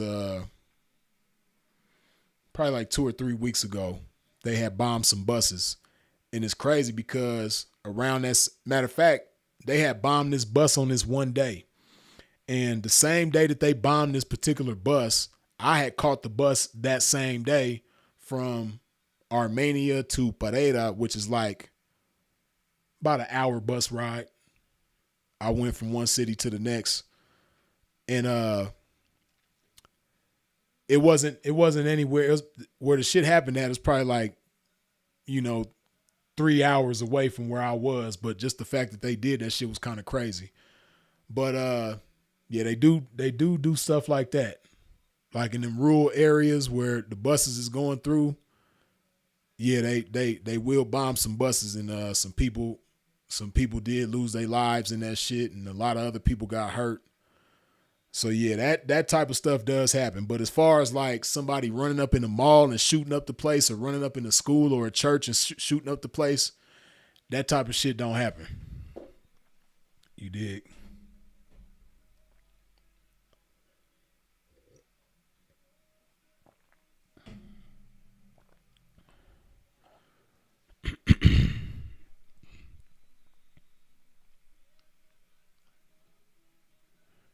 Ebook says the Venezuelan migrants started bringing crime. Yeah. Now, see, the Colombians ain't going to keep it real, though. So as a neutral party, I could keep it real. Now, that is true. Like, you do have a lot of Venezuelans that come to Colombia and do commit but they do a lot of petty crimes. Like snatch and grabs and, pickpocketing and, shit like that. Like, but Colombians do that shit too. You know what I mean? Now it looks bad because you have so many Venezuelans coming to Colombia and doing that shit.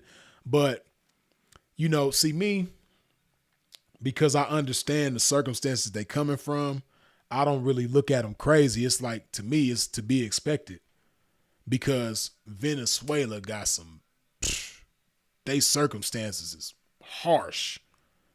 They coming from poverty for real. Colombia got poverty too, but Venezuela, they got poverty.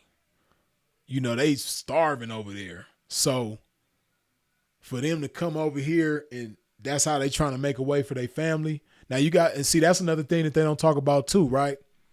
You got a lot of honest Venezuelans that come over here and earn an honest living too. But they don't highlight that, at least not from what I see. They highlight the Venezuelans that come over here causing problems. It is a lot of them, but on the same token, You have a lot of Colombians. You got a lot of Venezuelans that come over here and open businesses. You got a lot of stores that's owned by Venezuelans. You got a lot of restaurants that's owned by Venezuelans. They come over here and earn an honest living in order to send money back to their family in Venezuela. You know what I mean? Or some people will come over here. They'll work for a few weeks at a time or a few months at a time. Then they'll go back to Venezuela, spend time with their family, bring money back, and then come back over here and do it again. You got a lot of people that do that shit.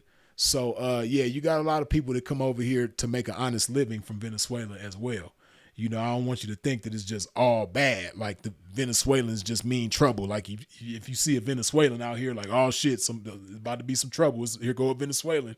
It ain't like that. You know what I mean? You got a lot of hardworking, honest Venezuelans that come over here to earn a living for their family because their family is fucked up back home. You dig? So, yeah.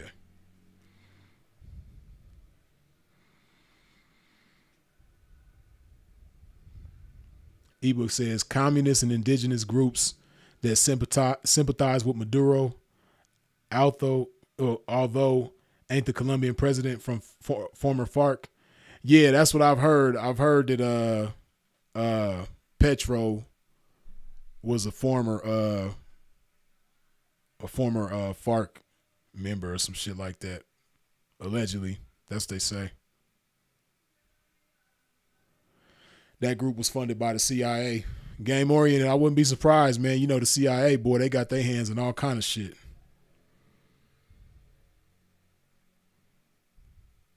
Right, loved by few, hated by many says, USA is only 4% of the world population. Got to travel to experience it. That's real, man. That's one of my regrets in life is that I didn't start moving around earlier. But, I let a lot of legal troubles and shit like that get in my way. At the same time, shit, if I would have started traveling earlier, I wouldn't have so many legal troubles. And see, that's the thing too. Like, I just love the fact that I don't have to worry about going to prison, or I don't have to worry about somebody doing something to me just because I'm black, or just because I'm not from this neighborhood, or just because I am from this neighborhood or this city. I don't have to worry about that shit down here. When you walk through a neighborhood out here, they not trying to do something to you because you look different or you're from somewhere else or you sound different, or like, it ain't like that here. They not targeting you just because of what you look like or where you from. Like in the US, in the US, you got to worry about what baseball cap you wearing. Down here, just on some fashion shit, man, motherfuckers be wearing blue rags, red rags. They wear whatever color bandanas they want to wear, wherever they want to wear it, and you don't have to worry. I be tripping off of that shit. Like, I be seeing people with red bandanas around their neck or around their head or blue bandanas on and shit like that. And I just be thinking to myself, like, man, they don't know how good they got it. They ain't never got to worry about somebody banging on them because of what they wearing. You know what I mean? They got it so good down here, man. And or you could wear whatever hat you want to wear down here and all that shit. Like, it's just, you just don't have to worry about that type of shit down here. You dig?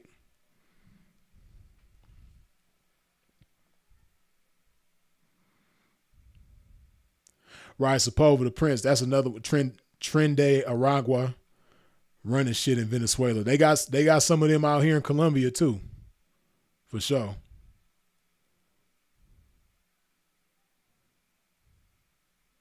Ebook says Gustavo Petro and his son had money laundering ties, but again, I was referring to Caracas.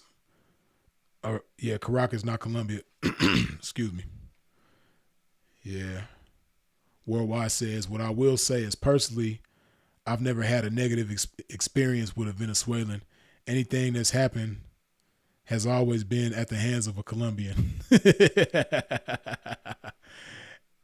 Yeah, I mean, because like I say, the Colombians, especially in Medellin, and see, that's one thing that I will say too. Like, once you get outside of Medellin, the rest of Colombia is not nearly as cutthroat.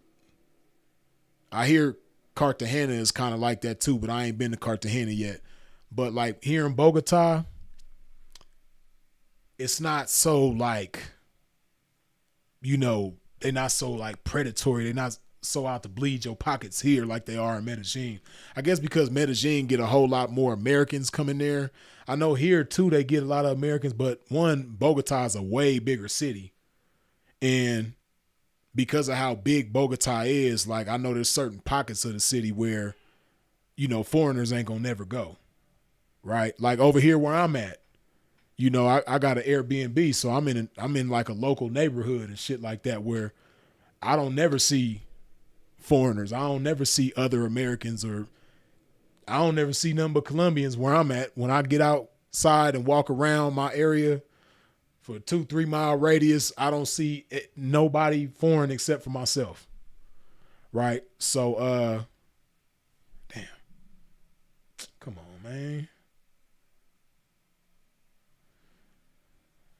Hold on, y'all. I don't know if y'all can hear me. I think y'all can hear me, but give me just a second. Let me see what's going on with this camera.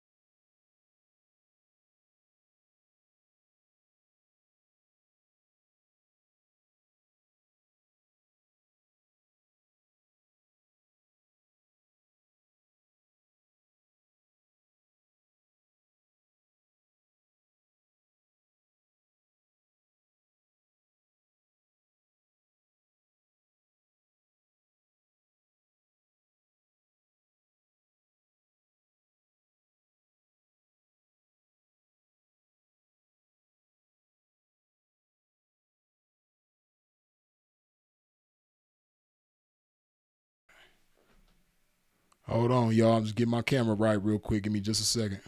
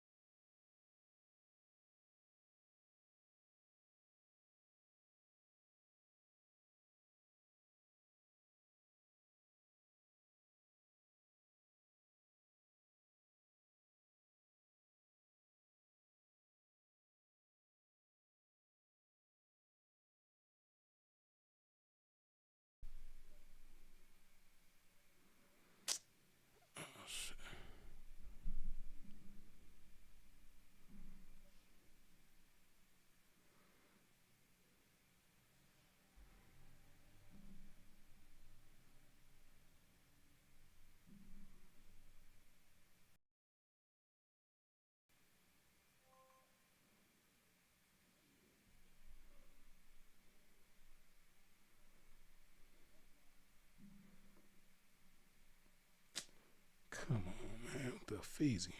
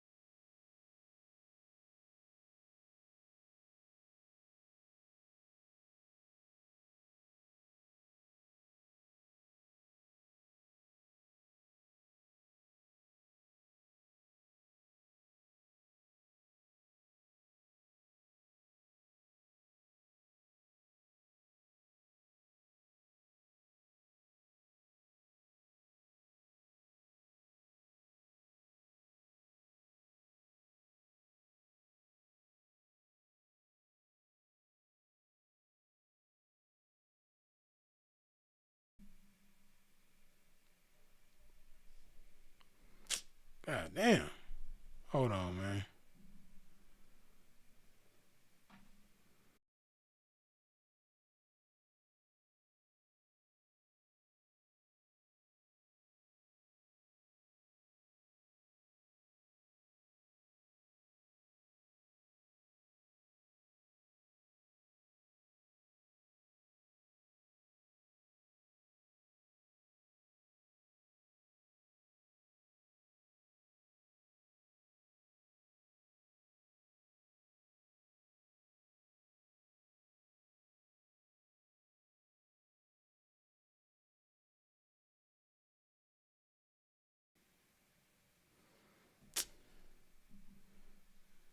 Straight bullshit. What is going on? If it ain't one thing, it's another. Hold on, man.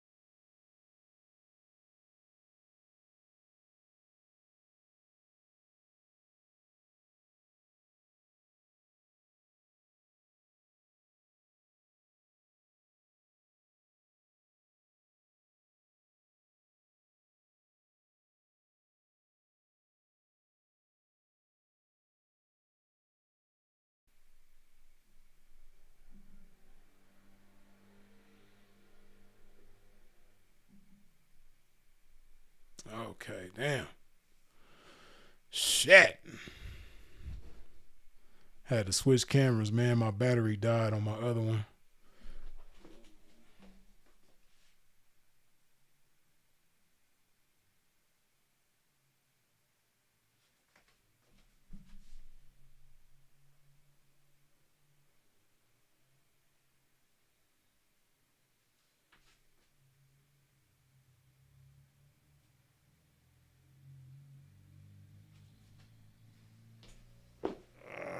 Okay, that's what I have to do. It ain't exactly centered, but fuck it. Y'all can see me, y'all can hear me. That's all that matter, man. Get that shit together later on. But excuse my pimping. Y'all know me, man. Technical difficulties, the P. Y'all know me, man. Hydrate my game.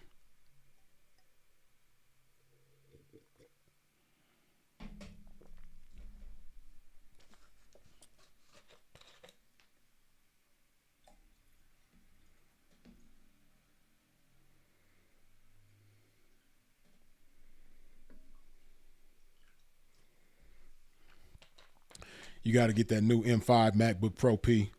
Yeah, man. I know I probably should get another because I've been having this MacBook forever, and I don't, I haven't like done any research on the new MacBook, so I don't really know what the difference is. And you know how that shit is, like you can't miss what you don't know. But I know if I was to probably do some research on it, I'd probably be like, damn, man, I've been bullshitting. I should have been got a new MacBook. So that's all it is, man. I gotta do my research on the new shit and see what the differences are and all of that type of shit. Gotta find out what's going on with the new.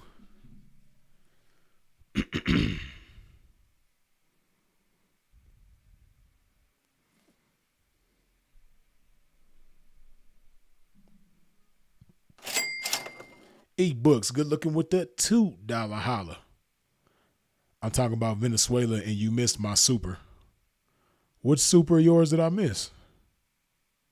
I could have swore I called all of them out. Oh, no. Yeah, I did miss this one. Eat books, good looking with the $5 holla. How about the white businessman that uses the P for profit like Adam 22, Vlad, Mark, whoever interview legit P's but don't respect the game? What's their goal? Well, they handling things a little bit differently. Like those guys aren't trying to manage 304's, but they are doing, I guess what you could call corporate pimping, if you will. But they doing it more so in an exploitative fashion as opposed to the pimping. The pimping, we don't exploit anybody contrary to popular belief. But yeah, when it comes to those platforms with Vlad, Adam, Mark, all of those guys, they interview people from a culture that they don't really respect. And it's unfortunate that so many people of the culture who go to those platforms don't recognize the fact that they don't respect the cultures that they represent. That's why I could never go on any of those platforms because I know that they don't really, they only appreciate the dollar that it brings. They don't appreciate the culture. They don't appreciate the people in the culture. And they've all made it evident in their own different ways. Like Mark makes it evident in his own way. Adam makes it evident in his own way. Vlad is the boldest, but he makes it evident in his own way too. But as far as like boldly saying, fuck you, that's Vlad. Vlad is the boldest. Then I would say Adam is the second boldest. Mark is the most subtle, but yet and still he makes it clear if you know what to look for and you know how to pay attention and read certain shit. Mark also makes it clear that he doesn't respect the culture nor the people of the culture. They just see a dollar sign. It's just business to them, And I think Mark over there doing some big old trick, and that's why he like interviewing them 304's, and I think certain ones he take a liking to more than others, but, Mark over there doing some trick, and I don't give a damn what nobody say. It's different people who say they done seen him on Fig, and he ain't just going over there to find people to interview. Mark having his fun, you know what I mean? So, but when they all say certain things and do certain things, it just makes it clear that they don't respect the culture or appreciate the culture. They just using people to break on the culture. And it's unfortunate, but hey, it's going to continue to be.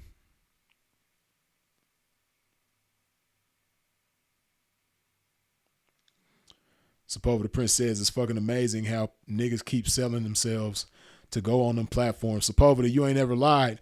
And see, I'm just waiting for somebody to like wake up and do the same thing themselves.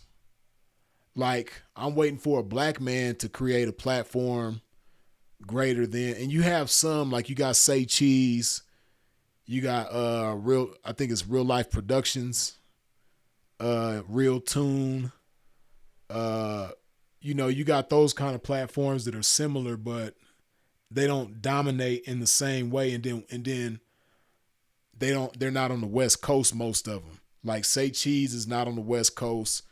Real Life Productions is not on the West Coast. Real Tune is not on the West Coast. The Art of Dialogue, he's more similar to a Vlad, but he's not on the West Coast. Even though Art of Dialogue interviews, you know, a lot of people from the West Coast, but I would like to see a homegrown, you know, or several homegrown platforms on the West Coast that, you know, go on to outdo like you know, again, a No Jumper or Vlad TV or any of them, you know. You have people like Community and Back on Fig, you know, they do their thing, but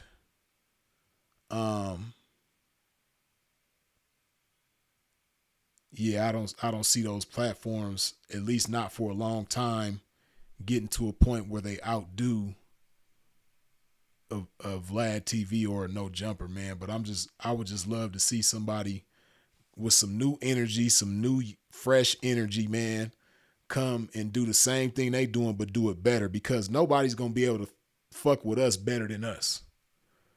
You know, like No Jumper, you know, they was built,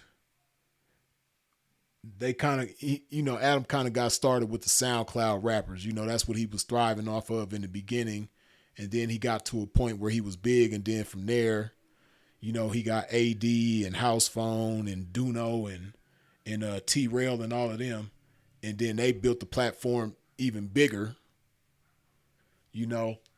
And if you pay attention, No Jumper has slowed down drastically since they've been gone. Even with the Crip Max and the 4 Extra and the, you know, the other people they done had. When AD and T-Rail and all of them left, the growth ain't been the same on No Jumper. They've been stuck at 4 million for years now. They was growing fast in the motherfucker like prior to that, but their growth they still been growing, but it's been very slow. Their growth has declined drastically. And I think it's a lot of people like myself who just seen the difference and recognize the bullshit and how trash the platform has become, and just stop watching. Like me, I ain't watched No Jumper in over a year. And I think it's a lot of people like me who just, you know, they just got tired of No Jumper and stopped watching that shit. But then you always gonna have new people that's gonna come and subscribe and watch their content and shit like that. And then really,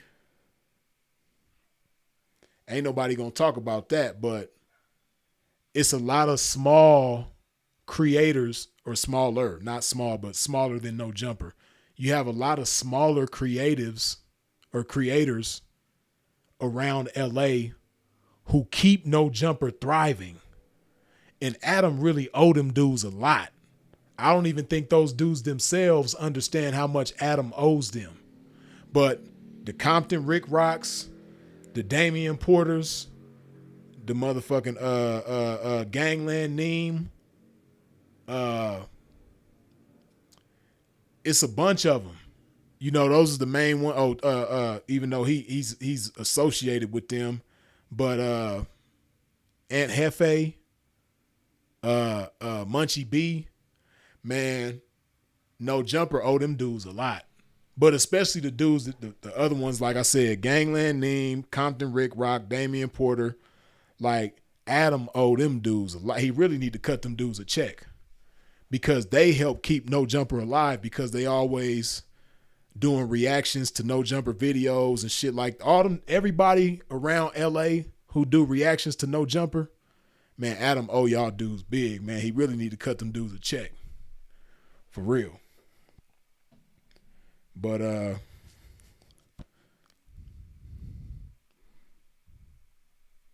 nah, Kev Mack, he don't really he don't really do a lot of content about he don't really do a lot of reaction videos to No Jumper. Kev Mack don't. He might mention them sometimes, but yeah, I'm talking about the dudes around LA who do reaction videos to No Jumper content. They are a big reason why No Jumper stays alive.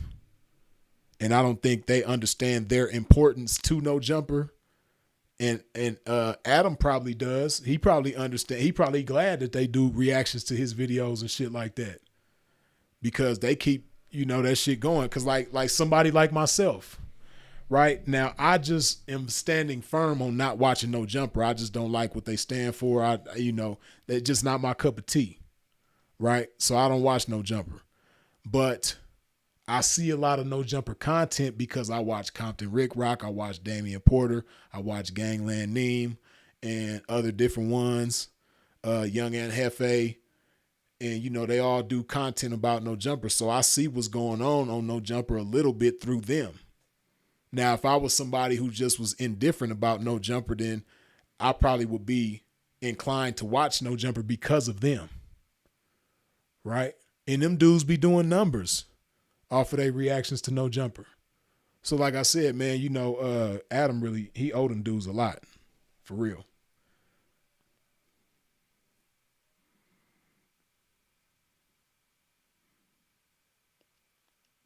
Game Oriented says Sway's universe ain't bro from Oakland. Yeah, Sway is from Oakland for sure. He an Oakland nigga for real.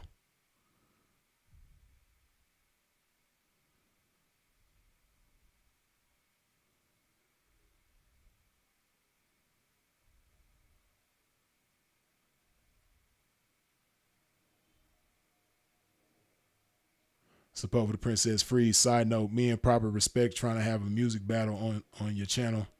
Pimp Music, LA versus Memphis. Man, see, I miss the music battles, man. I would love to do them, but YouTube just be on some bullshit, man. Like, YouTube be on some bullshit, man. That's why I ain't did no music battles in so long, because of YouTube, man. Bro's channel went through some shit, and I think some of it was because of the music battles, even though I was able to clean it up and get shit right with his channel again. But man, Sinful's channel got attacked several different ways from several different angles since he been gone, man. And fortunately, I've been able to put those fires out and keep his channel cool, man. But yeah, I think that was one of the fires that I had to put out, was them because of the music battles and shit, man. They won't let a motherfucker be great, man.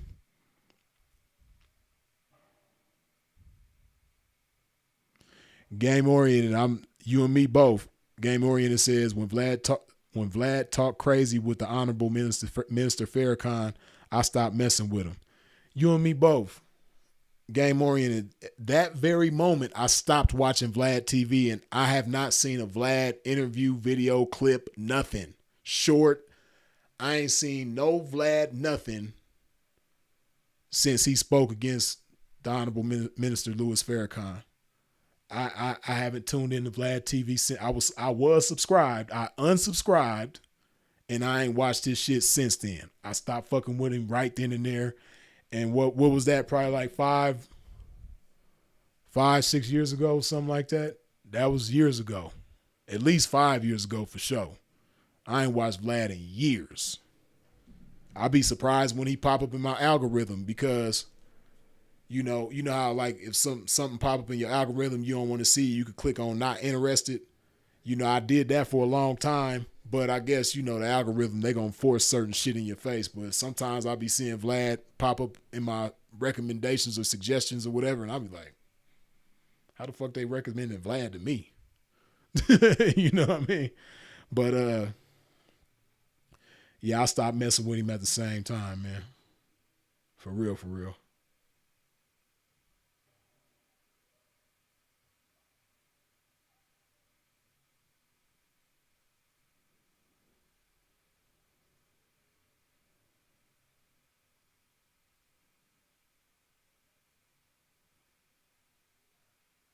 HH Global says, you said earlier that you only had bad interactions with the police in the U.S. However, you failed to mention you are in a life of crime. See, that's true. But I'm not always committing crimes, for one. And then the police, I can be somewhere that I'm not even from, where they don't know me, and I've never committed a crime. The police will still fuck with me. See, you must not be a black man, and if you are, you just a different type of black man, I guess. But see, in the U.S., you don't have to be in the streets. You don't have to be a criminal. If you are black, they will fuck with you. It don't matter if you're a rich black man, if you a working class black man, if you a poor black man, you don't have to be a criminal. They will fuck with you. You know what I mean? Like I talked about before, it was a judge in a Rolls Royce at the gas station, and the police pulled up on him and was harassing him and wouldn't let him leave and all that, had him detained and all that type of shit. And this is a judge, a sitting judge in a Rolls Royce. Ain't got no criminal background. He's a judge. And he's in a Rolls Royce. But this white officer was fucking with him, wouldn't let him leave. Like, that's just an example. But, you know, you have a lot of dudes. Man, if you don't understand that, you know, the quote unquote justice system and the law enforcement and all that shit is about money. It's not about crime. If you don't understand that, then you lost. They lock up whoever it makes sense for them to lock up. And, you know, y'all have a certain outlook, and you're going to see things a certain way because you puppets to the media, you puppets to the powers that be. But listen, man, Puffy ain't no criminal. Puffy ain't in the streets, you know, doing no gangster shit, nothing like that. You know, Puffy was a businessman. Puffy ain't got no criminal record. He probably got like little petty shit on his record, but like Puffy is not a criminal. But they took that man because they didn't like him. They didn't like certain things about him, and they felt like locking his black ass up, and that's what they did. R. Kelly is not a criminal. R. Kelly never had no criminal background. He wasn't in the streets doing no street shit. They felt like locking his black ass up, and that's what the fuck they did. Bill Cosby the same way. Now, again, like I said, because of the way the media puppeteer y'all minds, it'll make you believe that these people deserve to be in jail, but they are not criminals. And guess what? For every black Puff Daddy, there's 10 white Puff Daddies that's not in jail. For every one black R. Kelly, there's 50 white black R. Kellys, or there's 50 white R. Kellys that are not in prison. For every one black Bill Cosby, there's 50 white Bill Cosbys that are not in jail.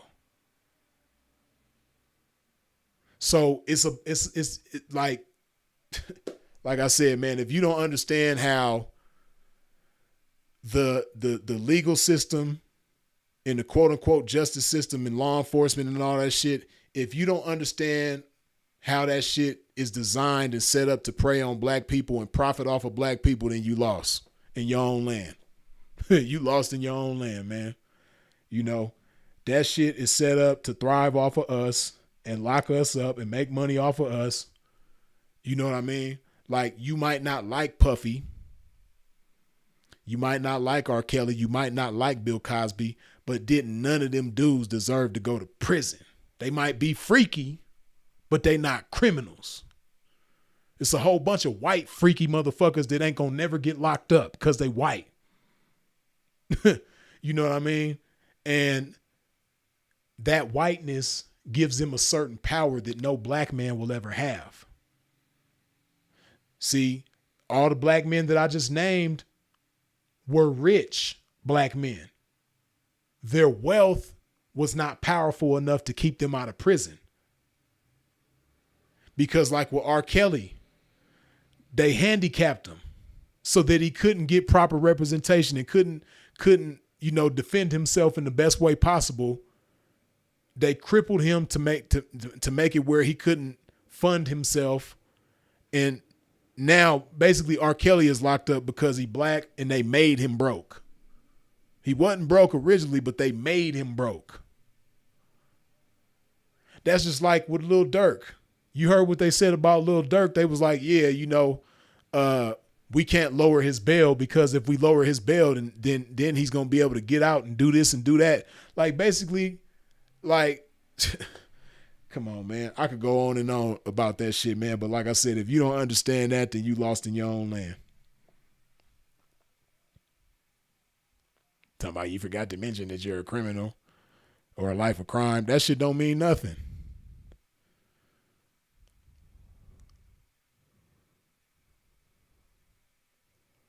Right, like Worldwide Chris say, Puff a cold freak, but he ain't a criminal. Exactly, that's what I'm saying. It's a whole bunch of freaky motherfuckers that ain't gonna never get locked up. Why? Because they not black.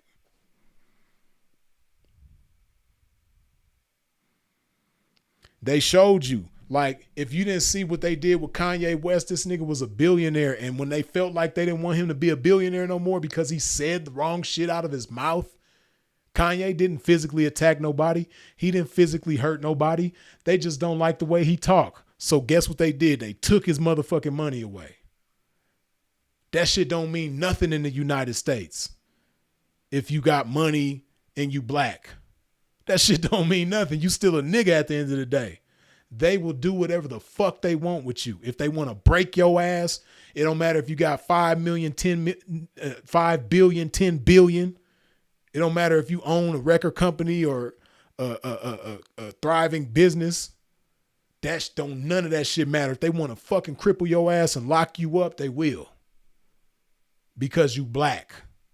And they'll find a way to puppeteer the minds through the media to make you into a monster when you ain't did nothing to nobody but show them a good time and have a freaky ass, good ass time in the bedroom consensually.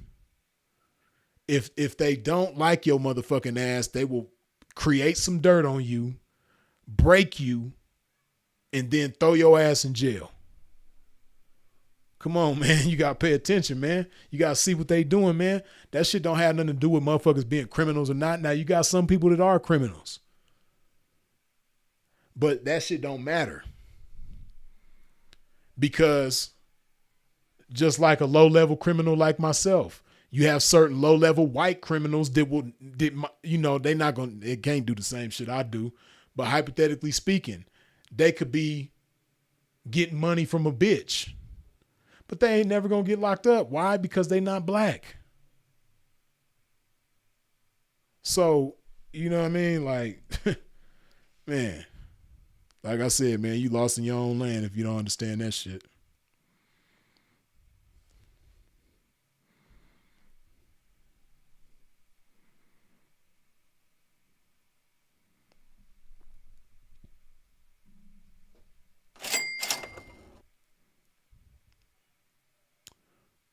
Perception is reality. Good looking with the $5 holla. I'm a school teacher. There are actual test studies in troubled black boys in school to decide how many more prison beds will be needed in the future. That's coming from a school teacher. Let me read that to you again a little slower. I'm a school teacher.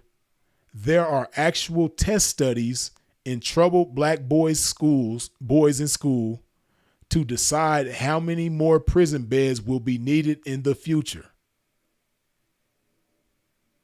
He didn't say troubled boys schools. He didn't say troubled white boys schools, troubled Latino boys schools, troubled Asian boys schools. No, troubled black boys in school. Because they figure it's probability. It's like rolling the dice. They figure, okay, if this many black boys are having trouble in school, then that means out of this, if it's 100 of them having trouble in school, then that means we can guarantee based on, probability, we can guarantee that 60 of them is going to end up needing a prison bed in the future. So we got to get ready by the time they turn 18 because we gonna figure out a way to make sure they end up in prison. You know what I mean? Like, because I understand the shit, like I don't see crime the way everybody else sees crime. Crime is whatever the fuck they want it to be. Yeah, I might call myself a criminal at times, But it's not so much that I'm a criminal at heart or like, basically I'm a criminal because whatever myself and people like myself decide to do, they just want to make it illegal. But see, what I want you to understand is crime doesn't have anything to do with justice. Crime and justice are two totally different things in the United States. People might think that, when you commit a crime, justice is going to be served against the criminal. No, they don't have nothing to do with each other. Crime and economics have to do with each other. Crime and economics is like this. And justice is like, justice is a facade. Because crime is whatever the fuck they want to make it. Just look at what they've done throughout history. At one point in time, alcohol was illegal. And they was busting motherfuckers and sending motherfuckers to prison for having alcohol. Then they made it legal. And now, it's all good. Even though that shit kills people, it's some of the most fucked up shit you could put in your body. But you can go to the store and buy that shit with no problem. Like, alcohol is probably just as dangerous as a pistol. But you don't need no license to go buy alcohol. You can have a criminal background and go buy alcohol, but you can't with a pistol. You know what I mean? But marijuana, when they decided to make marijuana legal, they did. And you don't see the media making marijuana such a taboo thing. So now all of you, even if you don't smoke marijuana, it's acceptable to you because you can just go anywhere and buy that shit now. But when marijuana was a crime, when it was illegal, when it was a crime, the media made it look bad.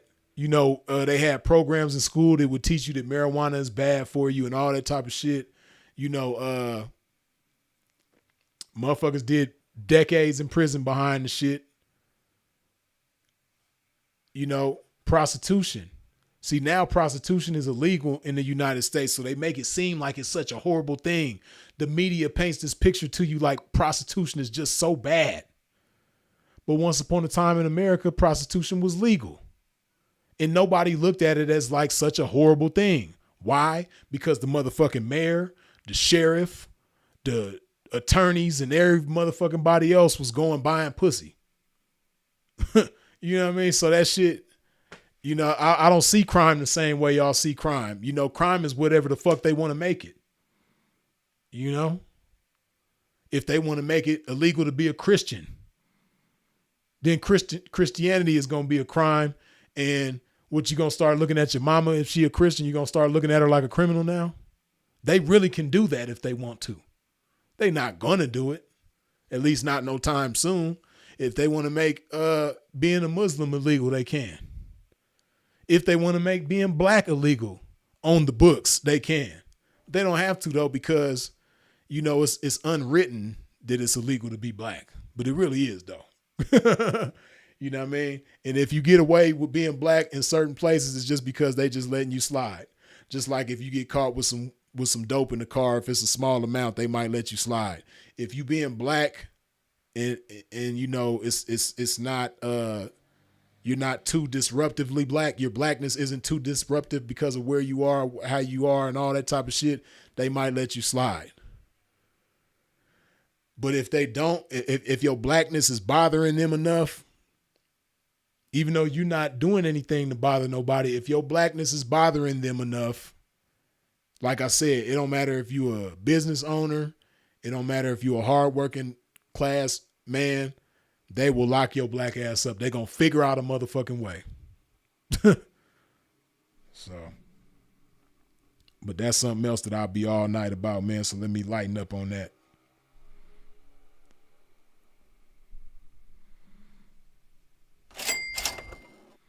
eBooks, good looking with the $5 holler. If Lame Like Academics does live streams on Rumble, a piece should do music battles there. You know what? Hey, it's funny because I just seen something earlier today that reminded me of Rumble, man. And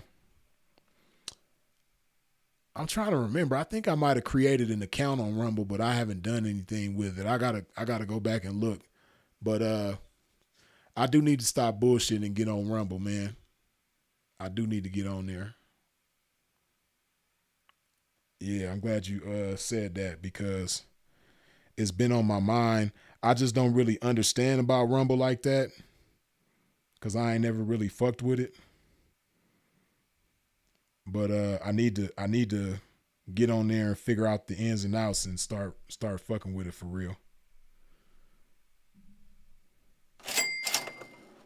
Eat books. Good looking with the $2 holla.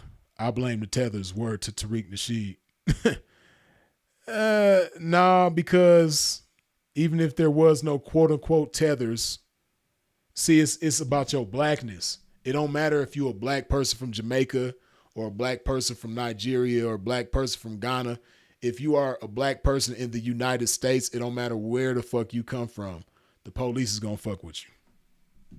And you're subject to get locked up no matter where you come from, no matter what your walk of life is, no matter how straight and narrow you are. If you black, you could be stripped of everything and tossed in jail at any given time.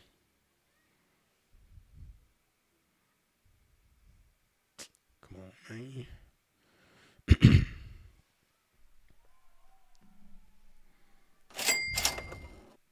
Perception is reality. Good looking with the $5 holla. I did some research. Now we know how S work is in Colombia and Brazil. Come to find out, the U.S. is top three nations with the most S work in the world. Right, and it's probably the biggest place where it's illegal at. You know, because I think it's illegal in some other countries, but most of the countries in the world, man, prostitution is except for probably like Muslim countries and things like that, and probably certain like super religious countries. But it's a lot of countries around the world where prostitution is legal. You know, the United States ain't like a super religious country. You got a lot of religious people in the United States, but it's not like considered like it's real ambiguous. It's people from all different spiritual beliefs in the United States. All spiritual beliefs are welcome there. And that's the one place where it's illegal. But again, prostitution, it's not illegal because it's such a bad thing. It's illegal because it makes sense to their bottom line. The money, the dollar. That's why it's illegal.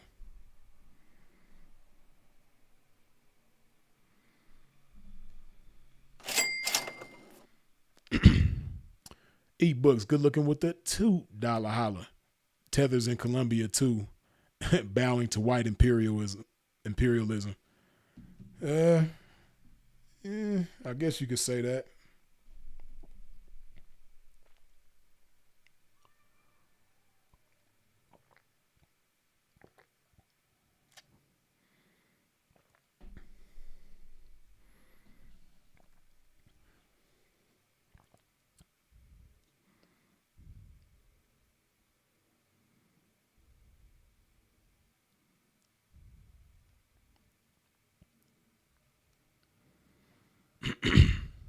Worldwide says ebooks trust and believe. White man here in Colombia.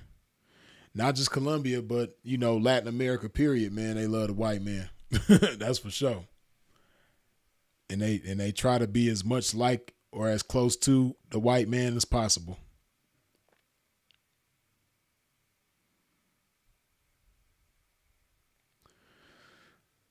The letter 16 says, Maine low-key legalized prostitution, but tricking is still the same crime.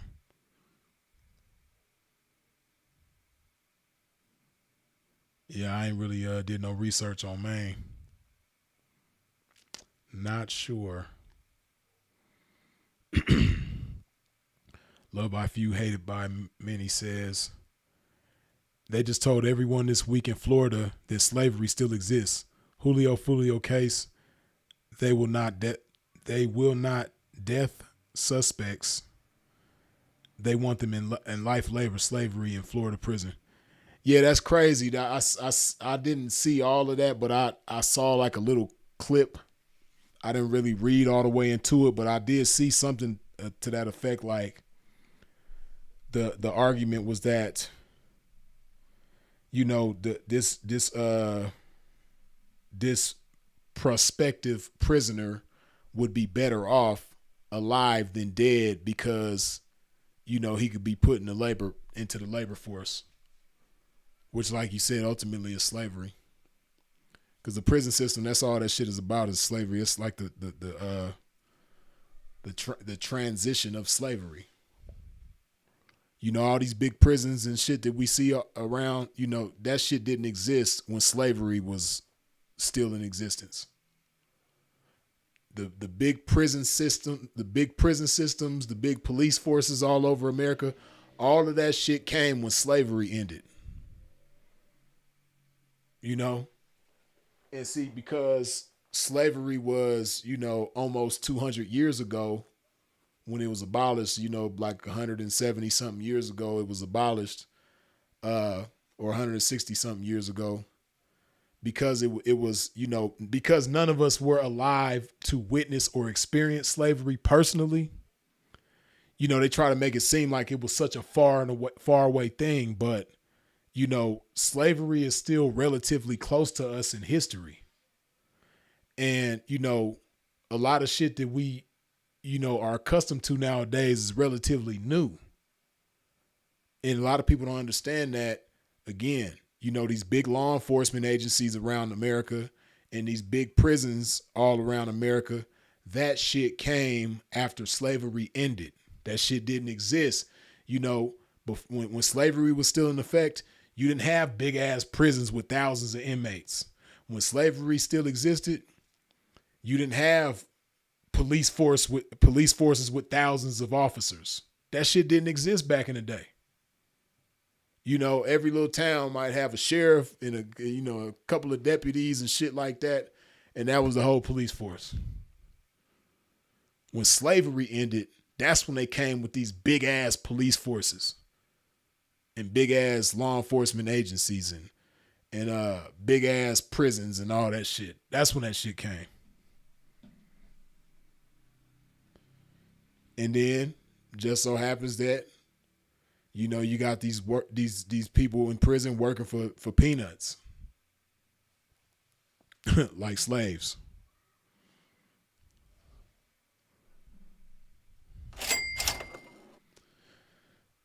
E-books, good looking with the $5 holla. Dubai oil princess got the tether spirit and the Diddy trick equals a toxic combination, a toxic combo. Yeah, you know, of course, I don't know anybody who personally has been over there and went through that, but, you know, we all done heard the stories before, so some wild boys over there if the stories hold true. Right. Like Worldwide Chris says, our mothers and grandmothers were going through it. Yeah. Jim Crow and sharecroppers was 60 years ago. Don't let these people fool you. Right. And if I'm not mistaken, they still got, in certain places in the South, they still got sharecroppers right now. It just ain't as prevalent as it was 60 years ago, but yeah. Yeah, that shit wasn't that long ago.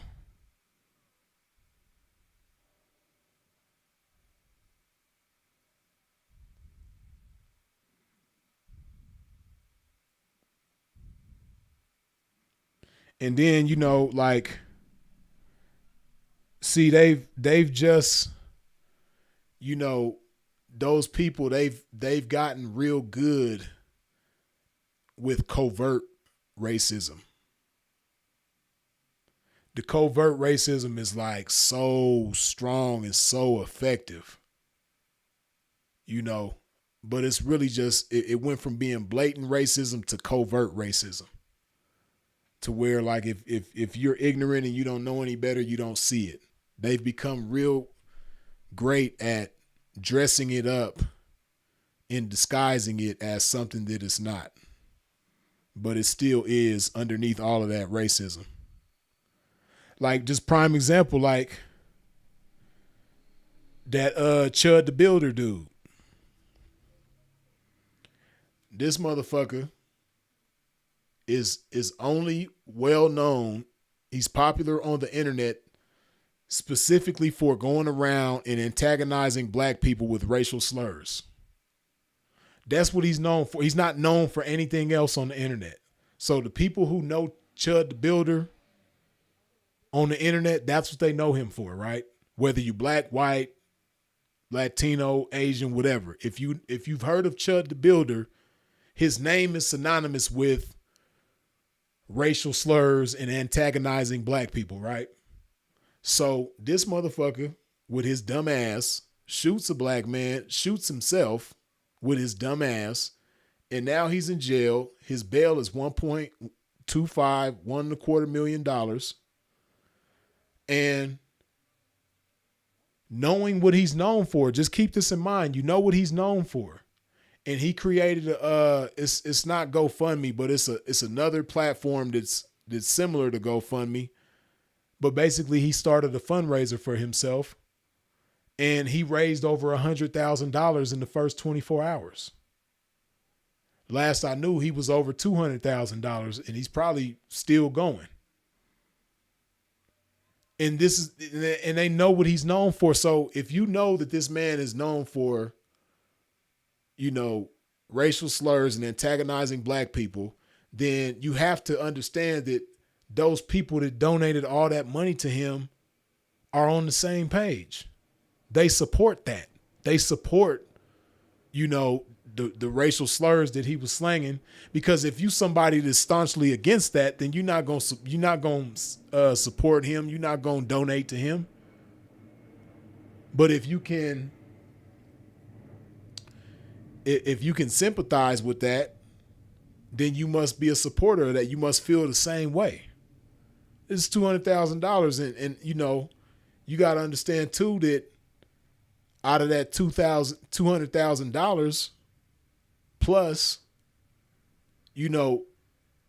those are small amounts added up. It's not like one person came and gave 50,000 and another person came and gave. It's not like it's between a handful of people. No, that's thousands of people. $5 here, $50 there, $20 there, $80 there, $100 here, $15 there, $1 here, $1 there. That's thousands of people that came together to support that man. So that goes to show you. But and then the cold thing about it, these same people that supported him, they the ones that'll say, "Oh, you making everything about race."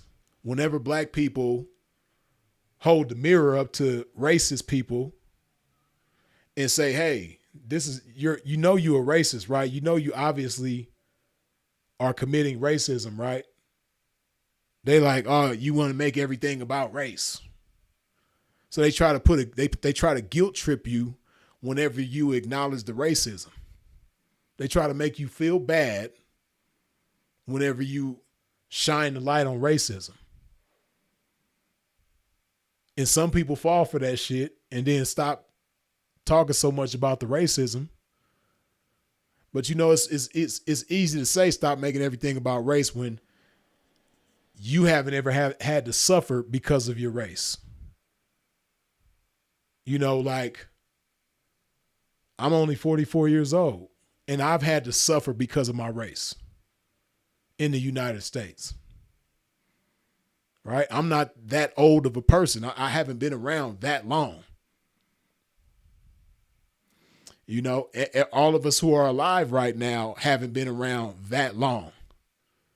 And the majority of us black people in the United States have suffered at some point or another, some way, somehow, because we are black. So,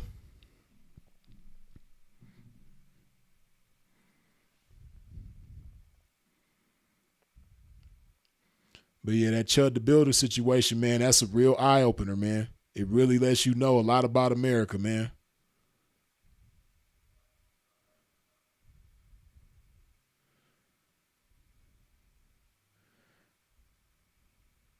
But you know what, though? Even though I would never support a Chud the Builder, I definitely don't like him at all. and would never support anything that he does. And I can't even say that I respect him, but I appreciate people like him. I appreciate people like him that are foolish enough to expose themselves. See, most racists in America nowadays, like I said, they're masters of disguise. They're masters with the covert racism. But, you know, when you see a Chud the Builder like me, I appreciate the fact that you're stupid enough to expose your racism. Right? I appreciate that because I just rather a motherfucker be candid than a coward and throw rocks and hide their hand and shit like that. At least Chud the Builder ain't got a problem letting you know how he feel. You know, Nick Fuentes, he's another one that I can appreciate the fact that he's dumb enough to expose his dislike for black people, his hatred for black people. So.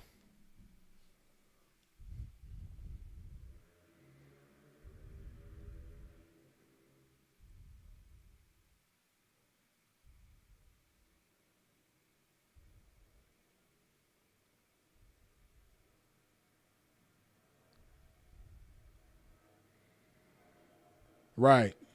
That's basically what we saying.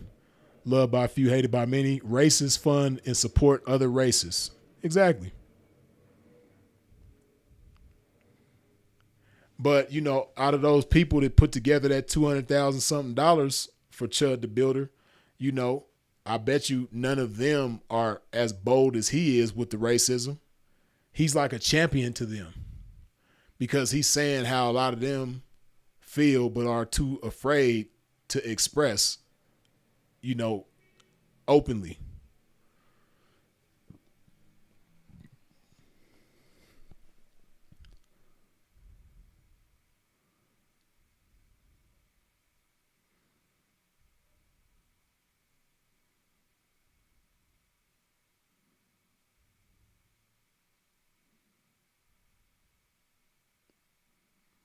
Okay, you know what? Even though you said you didn't mean to do that, Ashley Banks, I'm glad you did because I've seen that before, but I don't know how that works. So what did you do right now? You sent 200 joules, and it's a sunshine thing. See, because that's a new thing that YouTube just did not too long ago. Is made it where you can give joules. You have super chats, you have super stickers, and now you have gifts. And that's a gift that you just gave 200 joules. But I'm curious to know how that works. Like, cause somebody else gave me some joules before too. And hold on. Ashley Banks, good looking with the 200 joules. You dig? Which I don't know how you did that, but like you said you did it on accident. I'm okay. See, I'm looking at cause I'm looking at the chat right here. See, normally, let's see if I can show y'all. And y'all should be able to see it too. You see a little gift icon next to the $ icon. It used to just be the $ icon right there. It used to just be the $ icon right there, but now it's the gift. It's the gift icon next to the $ icon.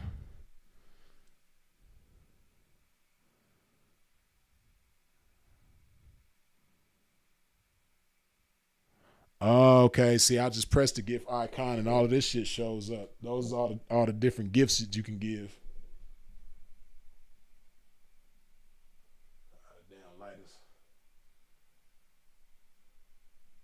You kind of can see it though, but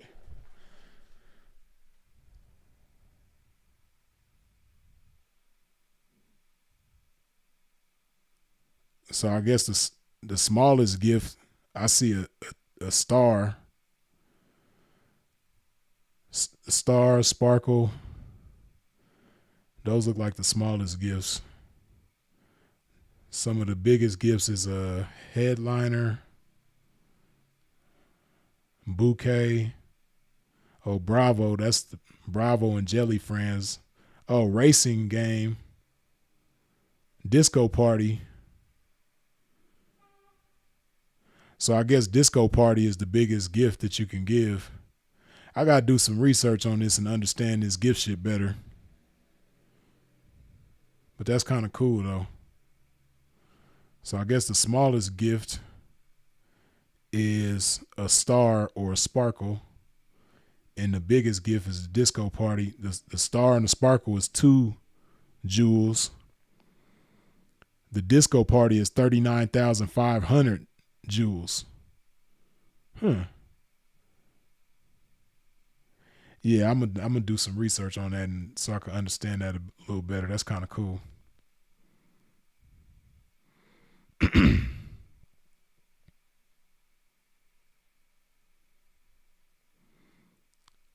Well, wise Chris said, "Damn, Pete, that would look better if you showed it from your phone." Yeah. Old girl did make a video saying she used to hit Chud from the back, from the back, but Jose is no say, so I don't know. Yeah, I haven't seen that, but I heard something about that.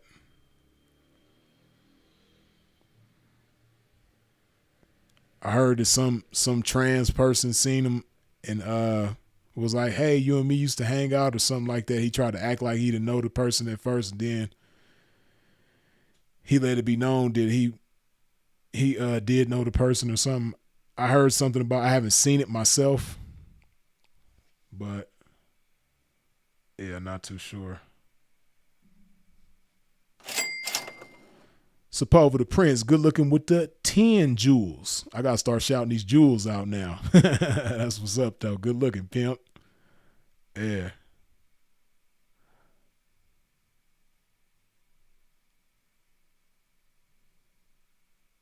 I'm finally live. Was not on current time. My Wi-Fi lagged. Okay, loved by a few, hated by many.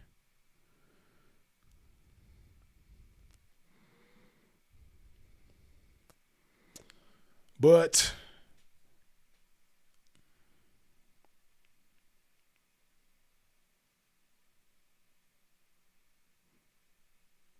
yeah, I'm gonna go ahead and wrap this joint on up, man. It don't even seem like we've been live for almost 3 hours, but we have. But, and if you haven't wiped your feet off at the door when you stepped into a Pimp's Domain, please make sure you do so before we get up out of here. We're at 178. It would be nice to get this joint up to 200 likes while we wrapping it up. But as always, I appreciate y'all for tuning in and tapping in with a pimp. I appreciate you sharing this video. I appreciate all the comments, questions, input, jokes, feedback, all that good stuff. I appreciate the super chats, the gifts, the PayPals, the Cash Apps. I appreciate your support in every which way that you comes with it. I appreciate you for subscribing and hitting the bell when you subscribe. Y'all already know who it is and what it is. Freeze is it. If you out in traffic moving around, please do so in a safe fashion. And of course, as always, long live the incomparable Sinful to P. We out.